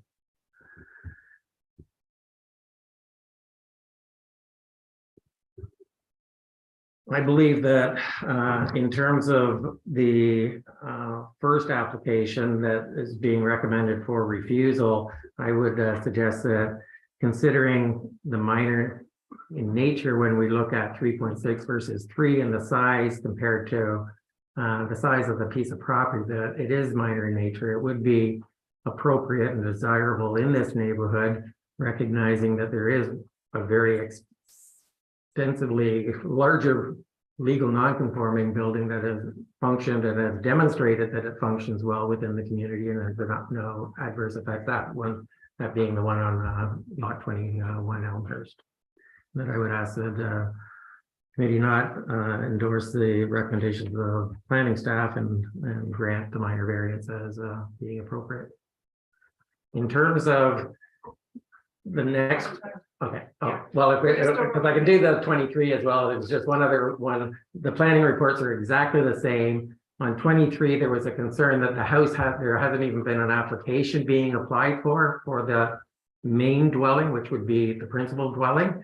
And that application being application 824 just be deferred and brought back to committee after a building permit has been applied for, and you can see what size house is being built on that vacant lot. So approval and deferral is what I would ask committee. I'll answer any questions.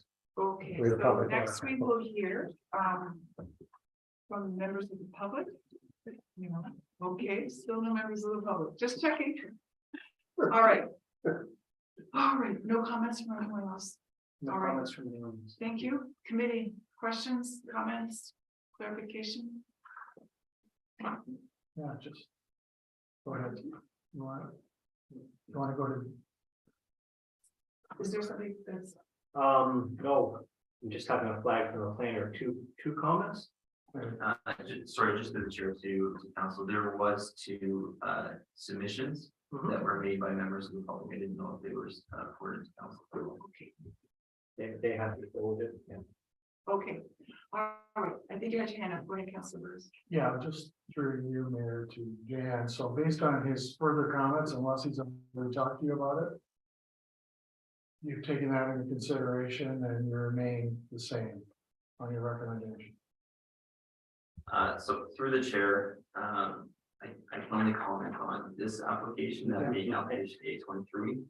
So I do know that there's a subsequent application dealing with the exact same matter, and the applicant has requested deferral on that one. I can't comment on that one. No, we're dealing with this item right now. Yeah, there's nothing about the other. If you do have a comment on or a question on this particular application, yes. Well, it's just based on his comments, which counter what, you know, kind of your recommendation. Do you have anything further to say? No.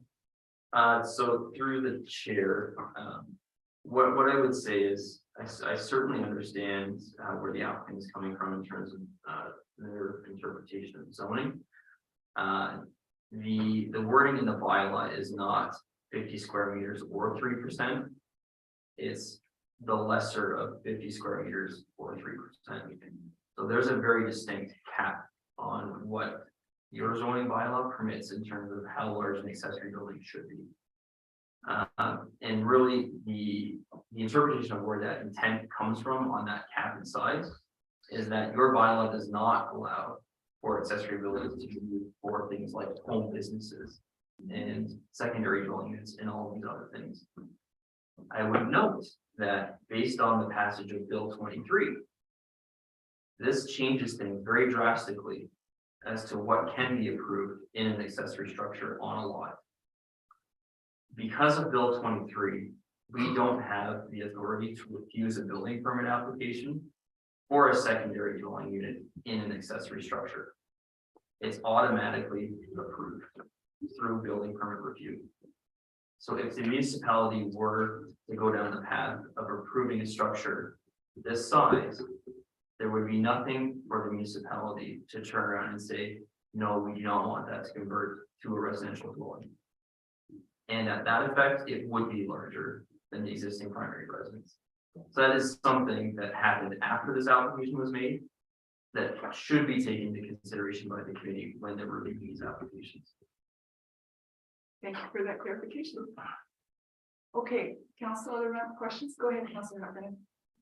Just the person that is requesting this,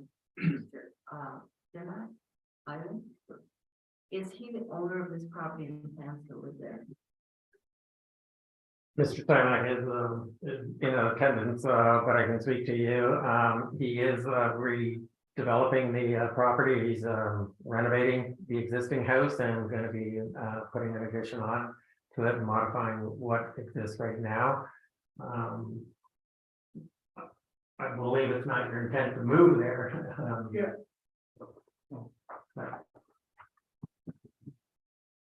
Well, I mean, I'm just asking because if he's not going to live there, then how do you know you need this big of an accessory building? Do you want to complete okay. So what they're asking is if you are not intending on living there, why are you asking for such a large? Yes, I intend to live in the building or house and build a shopping garage. He is going to, sorry, he is going to live in the renovated house. He's going to be building a second house on the next application. Okay. Okay, thank you. Other questions? No? Okay. Okay, we have all of the information before us then. We do have a motion before us, and that is remember. So we got 10.2. That minor variance application A23 2022 filed by Mr. Wyman Steinach for relief from the comprehensive zone bylaw in order to permit a maximum overall size of 118 square meters or 3.6% lot coverage and a height of 6.1 meters for all accessory buildings to property municipally known as Elmhurst Street, 15 Elmhurst Street, be denied, and that the reasons for denying the minor variance A23 2022 include the request does not comply with the general intent and purpose of Middlesex Center's zoning comprehensive bylaw. The request is not minor in nature and the request represents inappropriate development on the subject. Could I have a mover, please, and a seconder for that? Moved by Councilor Heffernan and second by Councilor Arts. I'll call the vote then. All in favor? And that is unanimous. Thank you. Okay, so we have the adjacent property to do now, which is file 10.3. And I don't think we have anything to add then. It's just a request for deferral, but yeah. So we are taking a referral? No, that was it. That's the delegate's request to the committee. Yes. Oh, okay. We don't. It would be not. it would be entirely up to the committee as to Okay. how they would like to proceed. Okay. That So do we have to go through the report and everything then to take to defer it, or that's what I. through the chair. The delegate appearing before us is requesting a deferral. Right. Staff has not requested the deferral. I am not requesting the deferral. This is the committee's decision whether they wish to take any action on that comment or any other comment they've heard. They don't not. The committee is not bound to take action based on the request they've heard this evening. No. That is the decision of the committee. So my question is, can we ask that question to the committee now, or does it have to happen after we've gone process? Madam Chair, it would have to happen after the chair. So Mr. Fitzpatrick could say the staff report is exactly the same as what you just said. Yeah. Okay. Yeah, we're gonna hear from Dan first. Thank you. And then if council wants to consider a revised motion, they may do so. Okay, so present your report, please, Dan, and then we'll take it from there. Thank you, Madam Mayor. So what I will say is for the committee and the public's benefit for anyone watching, this subject application is a mirror of the previous application that we just heard, application 823/2022. So this particular site is the same location, however, it is one lot south of the former site. Again, the applicant is requesting a maximum permissible size of 118 square meters and a maximum height of 6.1 meters. Again, the bylaw only permits a maximum size of 50 square meters in this case, or 5.5 meters in height. So generally speaking, the surrounding development is still the same. It's all residential in nature. And for clarification, the site on this side, as well as the other, is still zoned site specific or residential first density exception 40. So we have reviewed, I have reviewed the application against the board test. Again, similarly to the first application, it could confirm that it can capable of meeting the plan to meet the intent of that, so long as the structure is used for only residential accessory uses. However, I would note that, as indicated in the report, I cannot, at this particular point in time, run the test against the zoning bylaw because there's no principal structure on the site. So I can't tell you whether or not it's going to meet the intent of that zoning bylaw as a secondary structure to that principal use. So I understand where the applicant's coming from in asking for a deferral tonight. If the committee wants to grant that deferral, it's certainly an application or a recommendation that they could bring forward. And certainly it would be new information for myself as a planner to consider with respect to the application. But if you do want to bring forward a deferral recommendation, I would ask that you set some sort of parameters to staff as to when the application is to come back. So a date and time as to when the application comes back for a final decision. And if I may, what might be reasonable? Through the chair, I would turn that over to the applicant to ask them how long are they're requesting this deferral Okay. for the application to be dealt with. Otherwise, if there's no really intimate timeline, I would recommend moving forward with a denial and then they can reapply. Once they come back. If they can frame the timeline. Yeah. And council wants to consider that, great. Okay.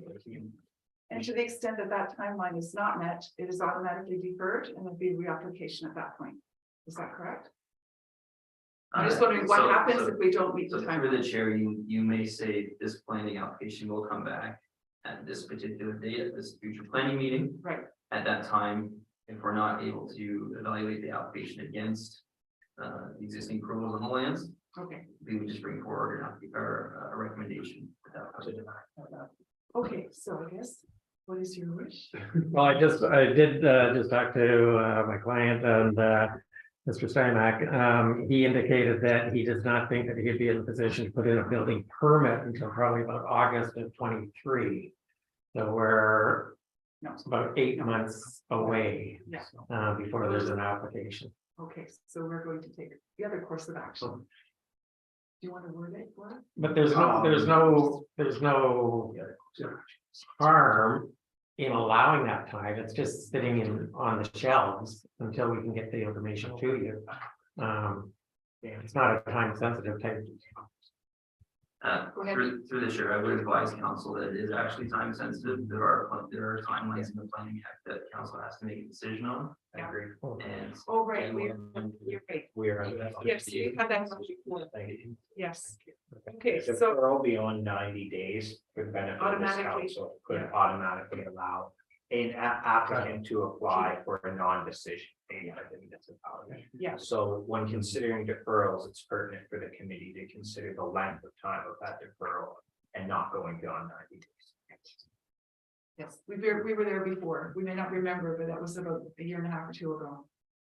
Okay, let's take I'll read the motion then. It's that minor variance application 824/2022 filed by Paul Hines on behalf of Stonebridge Home Inc. for relief from the comprehensive zoning bylaw in order to permit a maximum overall size of 118 square meters or 3.6 lot coverage and height of 6.1 meters for all accessory buildings to the property municipally known as 17 Elmwood Street be denied. And reasons for denying the minor variance 824/2022 include the request does not comply with the general intent and purpose of Middlesex under comprehensive zoning bylaw.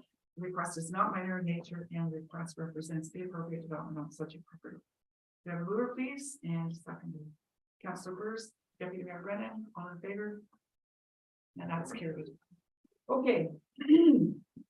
And now we have to move to public meetings. So we need to adjourn the adjustment at 8:33 and resume our regular meeting. And then we'll have the motion will continue on to be listening. So the motion before us is the committee of adjustment adjourns at 8:34 p.m. Thank you. And council resume the regular meeting. And the council moving the public meetings at pursuant to the Planning Act RSO 1990 as amended to consider the applications listed on the December 14th, 2022 council agenda.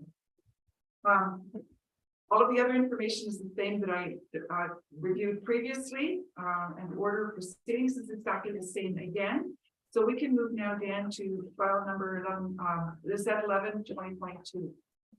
Floor's yours. Through the chair, thanks, Madam Mayor and members of council.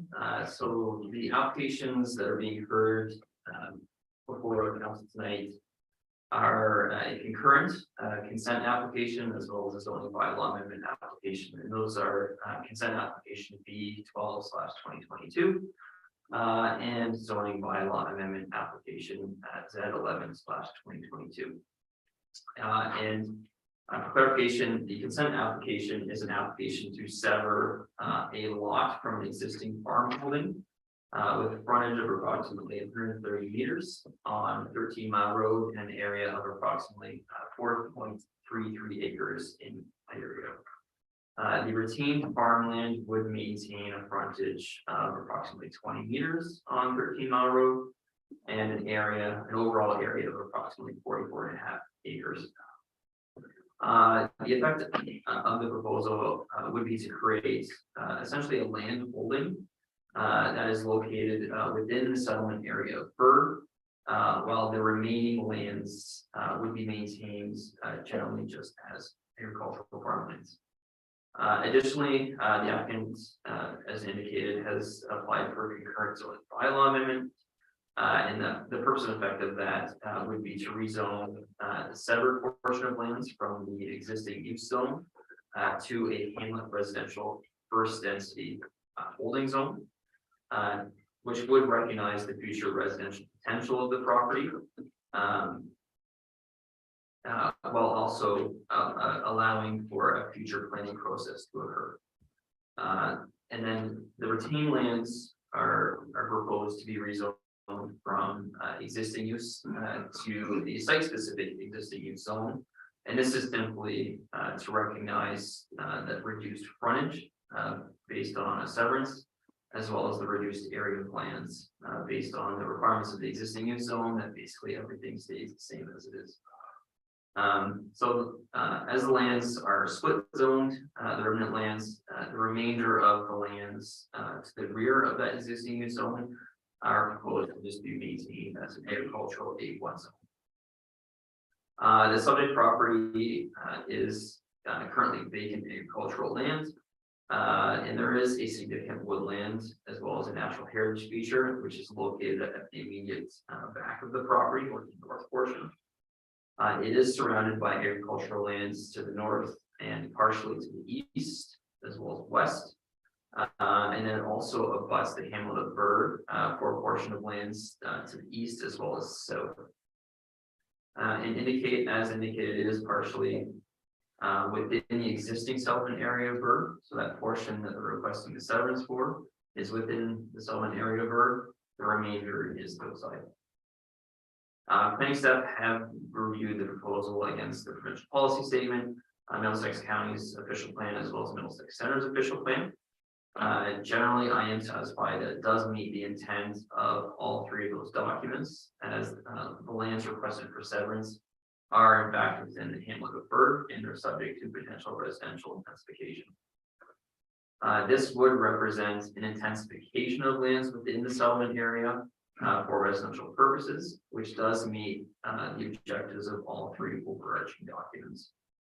All the lands outside of the consent or the remnant lands will continue to be solely used for agricultural purposes, and they're maintaining a dedicated 20-meter wide access to allow for the farming portion, the westernmost portion of that frontage along 13 Mile Road. So with that said, I am recommending approval of both the consent and the zoning bylaw amendment applications, subject to the conditions that are listed in the planning report. I would note that the zoning bylaw at this point would be approved in principle, and that we would request a bylaw be brought back once a deposit reference plan has been received from staff. And that's solely just to ensure that the values that are in that site-specific existing use zone are accurate and correct based on the survey and reference plan. That's all. So with that said, I'll turn it back over to council. Okay, thank you for that presentation.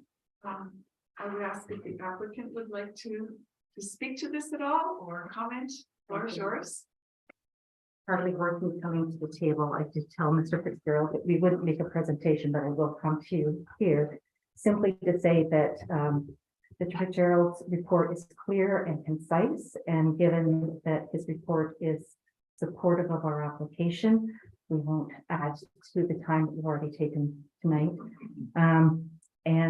Simply thank yourselves and Mr. Fitzgerald for taking the time to review the application, and we're here to answer any questions if we can, or as best we can. Thank you for that. Thank you. So there are no other public members here, obviously. So the members of the council, if you have questions, or yes, go ahead, Councilor Hughes. Excuse me. I have a concern like the application and everything. It's the retained land, it's existing use at the front and A1 at the back. So theoretically, somebody down the road could buy that property and build a house at the back end of that A1 land. So I would rather see that zoned A3 so that no existing house may be put halfway back of the farm. Would you like to make a motion on that? Actually, yes, I would. You want the correct wording? I think, would you like to comment on that? Through the chair, just yeah, just for clarification, maybe for council and the applicants. So what Council Ours is referring to is the back portion of lands, which is zoned currently A1 right now, would permit the establishment of a single detached dwelling on the lands as of right. The A3 zone, which he is suggesting to apply to the land, would remove that right to have a residence. It's called the agricultural residence zone, so it just leaves the agricultural land agricultural. But I just want to make sure that the applicant understands what that change is prior to proceeding. Thank you. Would you like clarification, ask a question or clarify anything there with regard to that?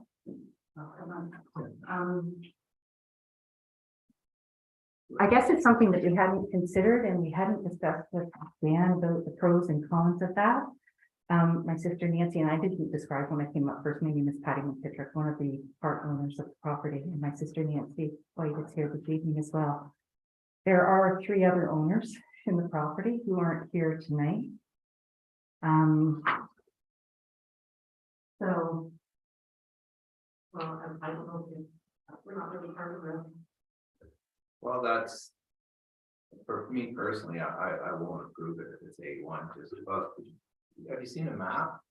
Oh, of course. Yes, we have seen a map, and I guess the bottom line is we just never considered that. It wasn't something that we have any plans for, so. My concern is down the road, someone buys it, when they build, it becomes an executive lot. And they put a laneway all along the side, and there's nothing to stop them from building a house at the back, and we can't stop them either. So I'm thinking of the surrounding agricultural properties too. Do you want to agree with someone to build that house halfway back of your farm? So.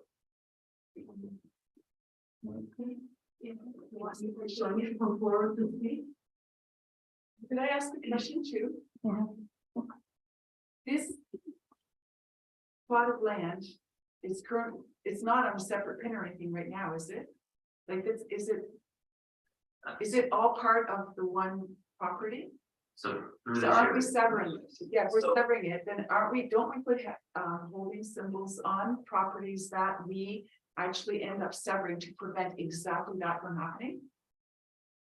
So through the chair, it would be possible to place a holding symbol on the lands.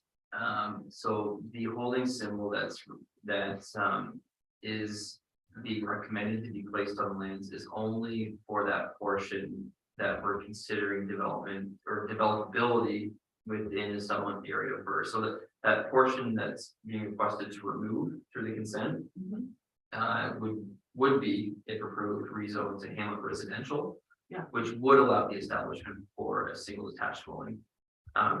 The reason why we are recommending that H be applied to that site is because we would rather see that instead of being one large executive lot, Yes. we would like to see it developed more comprehensively into multiple lots.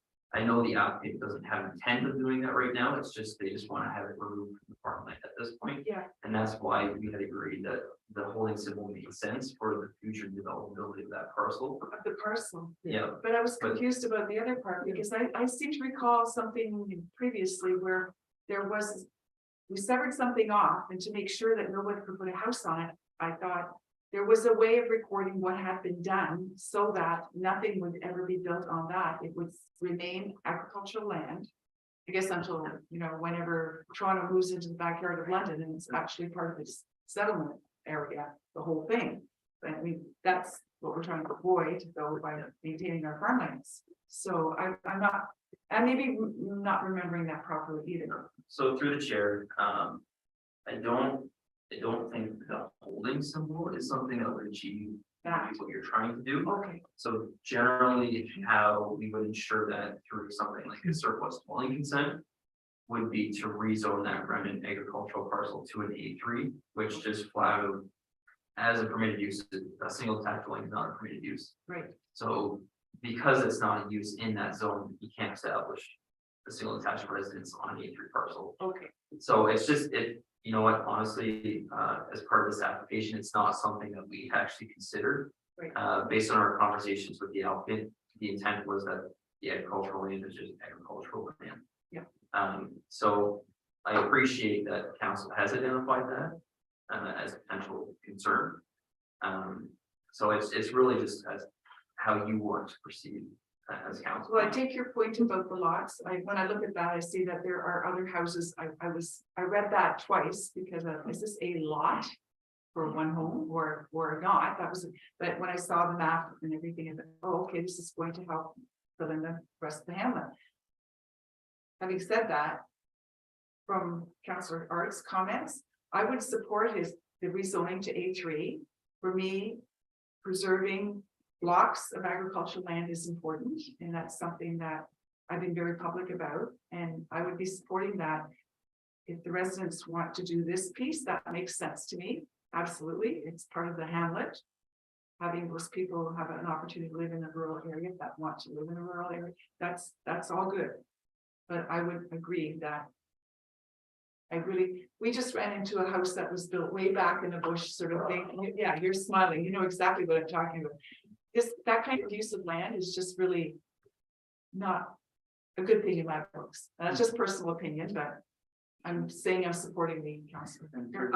So just from a procedural basis, I don't disagree with he was saying, it just, this isn't what the applicant had applied No, for. so that's what we have to So- figure out is, Yeah, so what's the next step then? Do you want to consult again? So through the chair, what council has the option of now is introducing a motion to vote on prior to voting on the recommendation of the planning report. So council could consider adding a motion to amend the zoning to that A1 portion of parcel of land on the remnant side from an A1 to A3. You would vote on that motion, and then once whatever the outcome of that vote is, then you would vote on the application as recommended by the amended amended recommendation as amended by. Through your mayor to Dan or the applicants. Sure. But if they're not sure that they want, are they better off to go back and have a family meeting? And I don't want to push something on you and you go back and you got some family members that are going. That's exactly the point. Yeah. Yeah. Might want to defer it. Yeah. So That's kind of what I wrote this wrote down. yeah, Until we get a chance to talk with everyone. Well, I think you'd want to, but, you know, Yeah. that's a lot of. It weight to never put on occurred to someone's us. shoulders when they're not even expecting it. Yeah. Yeah, I get that.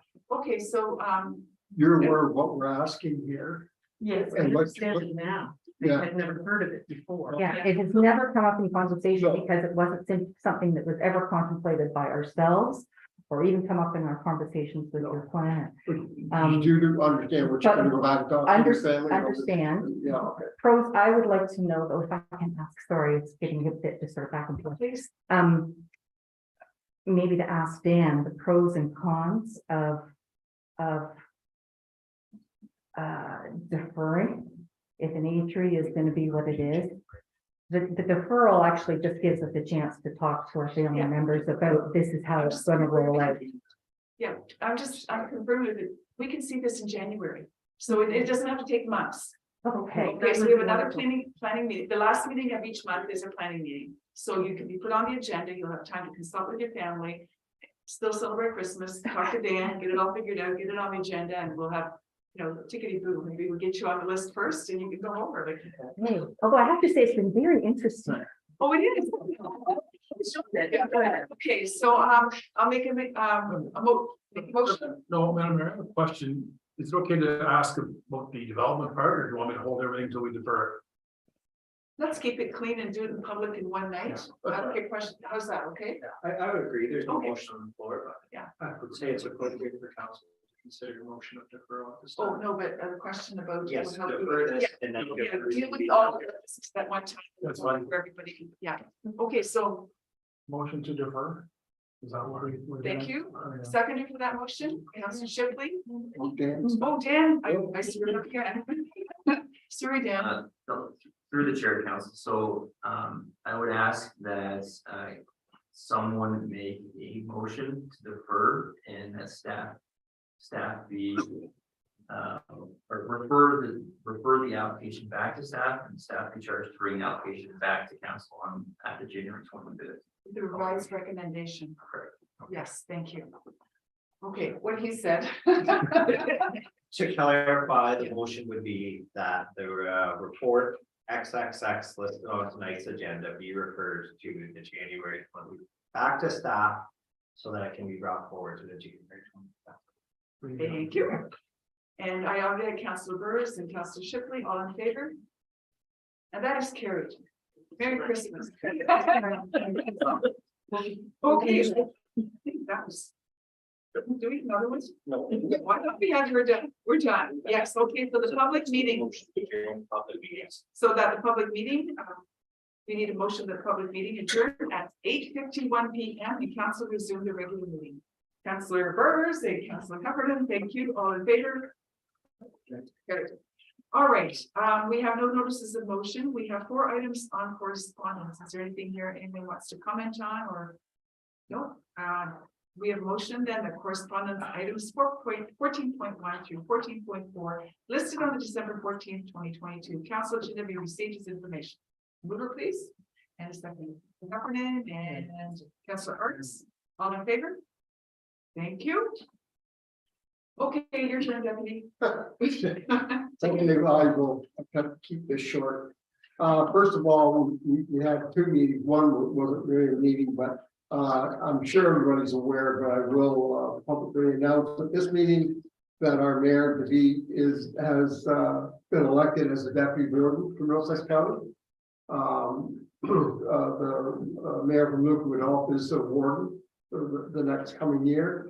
And because we had no past warden left on county council, it was something new that we had to do, and that was to pass a bylaw and then go ahead and publicly elect a deputy warden, which Mayor DeVete was successful in accomplishing. So we thank her for that, and we'll go from there.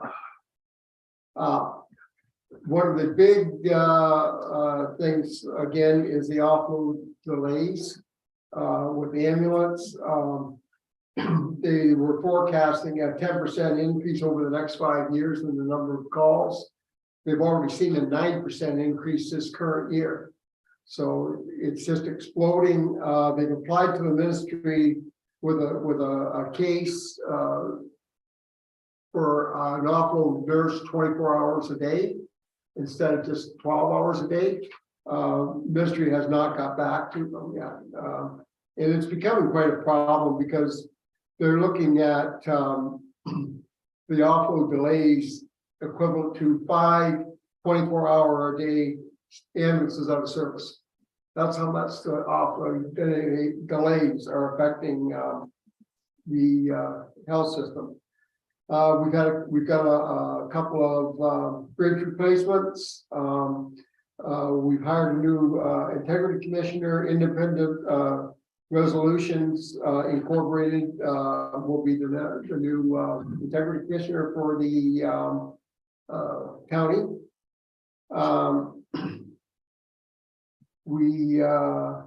Bill 23 is just an ongoing discussion. I'm not going to get into that at this point in time because there's just no end. And I'm not sure anybody really totally understands the impact it's going to have on everybody, but there will be impacts.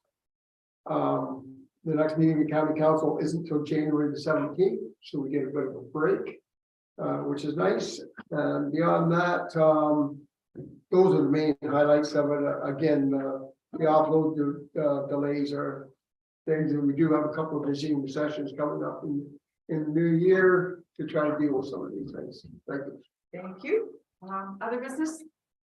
Seeing none, we have our bylaws then. And the motion before us is that bylaws 2022-111 through 2023-115 listed on the December 14th, 2022 agenda be adopted as printed.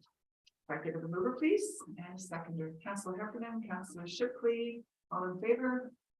That is carried. Thank you. And the final motion. Oh, just before we adjourn, I would like to take one moment and wish everyone a very relaxing, quiet, peaceful, lovely holiday season, and enjoy time with your family and friends and those dear to you. I hope New Year brings everyone continued health and happiness, and I wish you very best for 2023. So, Look at this account. I thought all the property matters are supposed to get simpler. doesn't change. So the motion before us is that the municipality of Middlesex Center adjourns. Council meeting at 8:56. 8:56 p.m. And that is for this evening, December the 14th. Thank you. There we go. All motion. Oh, yes, please. A mover and a seconder. Councillor Arts, Councillor Shipley, all in favor?